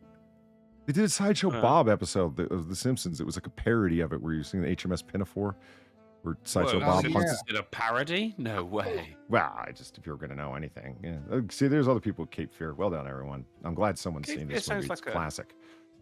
Superhero movie. Yeah, he shows up in the theater and he's smoking a cigar, blowing it around everywhere, terrorizing this family, laughing loud. It's one of the iconic scenes from the film. Okay. I guess that's 2 Chat, 0 Drunkle, 1 Sinatra. There we go. Drunko. Oh, fuck. All right, hold on. I was in there way before. I heard No, it he wasn't. simultaneously. I did. I finished saying Sinatra. No, and then there you was, like, didn't. Okay, so My we got. voice has got to come from Britain. It takes a minute. I got it. I got a coin, and since Sinatra started arguing first whether or not he said it, we're just going to flip a coin here. Heads or tails, Sinatra? Heads. Hell's never It is fails. heads. Fuck's sake. Shining. It is The Shining. Well done. Well Stanley done. Kubrick's The Shining, starring Jack Nicholson and some ugly bitch who was never in anything ever again. Well, What was the name of the guy behind the bar when he said I'd sell my soul for a drink? Your fucking mom. Oh, God, I didn't think he'd get it, but he did. 2 for Sinatra, 0 for Drunkle, 3 for Chat. Moving on. You mean the shitting? Do There wanna you get go. sued? Drunkle. Drunkle. Gremlins. It is Gremlins. Gets on the board. Very nice. That wasn't easy to pick a scene everyone would know that didn't actually have a Mogwai or a Gremlin in it. Well, he's yet to get it. He's there finding a Christmas present for his son, and the theme tune goes. I thought this was a clever call to pick this screenshot because it's kind of a giveaway, but you had to have seen the movie to know. Well, Plus, I mean, yeah, that's Plus, you get a free Frogurt, but it's cursed. that's bad. I'm glad you do that reference. I'm actually really glad you do that reference. So, I mean, is the theme here movies that The Simpsons are parodied? Right? Treehouse of Horror, name that name edition. Yeah. That's good. So we got 2, 1, 2, and boom. Sinatra. Drunkle. Sinatra. Lost Boys. Bullshit. Lost Boys, it is. Who could recognize Kiefer Sutherland as not being one of the coolest vampires ever? Looking Who awesome. could recognize him not trying to save the nation? Yeah, I know. He's Jack Bauer for life. There's no escaping it. This is For ages, I thought his name was Keith O. Sutherland. really. Yeah, I don't blame you. What the fuck's name? Kiefer. Right? Yeah. You're like, oh, so you just should more look up- Keith than everyone else, are you, mate? You should look up his full name on Wikipedia. He's got like 9 names. Rufus is one of them. It's like Kiefer John Edward Frank Steve Smith, whatever the fuck Sutherland. It just goes on and on. Okay, final one. Here we are. Enjoying your worms? Oh, fuck. Sinatra? Sinatra. Children of the Fuck Sinatra. Corn? No. Damn it. Fuck Sinatra. Yeah, I know. It was just it was just laced them together too. Come on, Drunkle. Drunkle. Nah, no, I don't know. Oh, The Omen. Fuck it, I don't care. The Omen? No, it's not The Omen. It's just the red, isn't it? Ah, you've handed it off to chat. Someone in chat's gonna know. Have we handed it off? So I don't get my second guess? There it is. Divine Petulance. Bram Stoker's Dracula. I Oh, said that's the Sinatra very after You did? beginning. Yeah, it's fine. No, I didn't even hear that. No, it's fine. It's fine. I don't. It's alright, you didn't hear me when I was blatantly before you on the last one. Oh, go to. Oh, Heck. heck. Come on. Islamic heathens on spikes. You don't remember that? Yeah, It was a great scene. I was Yeah, Dracula, but it's okay. Dracula, gets a you point. fucks. With Winona Ryder at peak hotness period. That's the key. Yes, she fucking was. Yes, she was. That was her And it was, period of peak hotness, and it was great that she was in that film for that. Very attractive. Keanu woman. Reeves, back when he only played Keanu Reeves. Yeah, worst accent ever, but somehow still enjoyable in that film. I don't get it. Fucking Gary Oldman, though. Yeah. Oh well. Yeah. Oldman was fucking fantastic. And I mean, what's his name? Lecter as Proto Lecter. Anthony Hopkins. Yeah. Yeah, as he was old Dracula. Jesus fucking Christ. No, that was someone else.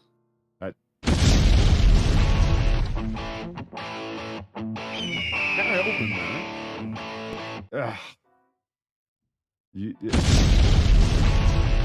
He's got quite the resume, hasn't he? Yeah. He's been Dracula. He's been Hold on fucking here, Chris. Conditioner Gordon. He's been a fucking science fiction villain. All right, we got to close the show out because that's Weebo's. Those are Weebos. But I can't figure out what scene they're open in, but they keep fucking cycling. So we got to end the show now because they're just going to keep playing because Weebo can't get her Streamlabs fixed. Thank you for your patronage. Yeah. Thank you for coming, everyone. Jesus. I got nothing. I've told her to turn them down and she won't fucking listen and she can't fix her Streamlabs, so they just play forever. Listen to this. Everyone tweet at Weebo she needs to fix her Streamlabs. For God's sake. Or That's spooky. Go to your OBS and you fucking make him invisible, Polly. Or I already went through all the OBSs where they are visible and nothing. Yeah, no, I had to completely delete Weebo's stuff from. Yeah. She's only in one thing and it's not there. And I've turned all of them off here and they're still playing. You want to send people over there?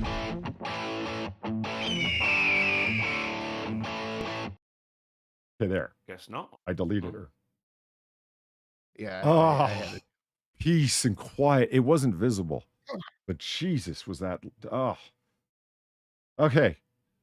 Trunkle, where can they find us next after that guitar eagle screechingness?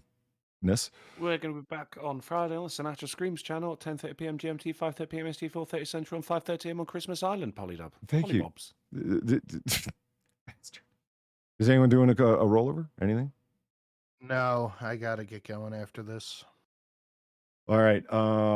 Really quick, Mudshark Pirate. And now back to the moon apps. Polly, you also have a sky map app. It's the neat app that you can show your constellations in the sky. And congrats, lady, you pissed in a jar. Oh, that was from a good while ago. Oh, from 1 hour ago. I'm sorry, Mudshark Pirate, for missing that. Yeah, I actually do have that app where you can, the Android app where you can point at the sky and it shows you different constellations and the planets. It's super cool. I like knowing where the planets are more in the constellations and whatnot. And Gamer Valine, thank you very recently for the last minute. It was Red Dragon you deleted. Holy shit, you mentioned Lecter. Right, that's it. It was Red Dragon I watched the other night. I wanted to give it another day in fucking court to see if I liked it. I watched it pretty much because Edward Norton. And I was like, I remember this movie kind of being boring and shitty. I'm going to obtain a copy from perfectly legitimate sources online, give it another day in court, and it was boring. So I yeeted it right off my fucking hard drive after purchasing it. Fair enough. Okay. Fair enough. Sorry. There, AAA, we're back. Sorry, chat. Okay. Thank you, chat, for all your generous donations. Thank you, everybody, for coming and hanging out. Thank you for putting up with Weebo Streamlabs difficulties that invaded the stream there at the end. And thank you, Sinatra and Drunkle, for being here. It was a good time hanging out in the smoking room with the gentlemen. We will see you on Friday over on the Sinatra Screams channel for all the good times that will be happening at 5:30 p.m., 5:30 a.m. on Christmas Island. Have a good night, everybody. Later. Say goodbye, Drunkle. Nope. All right.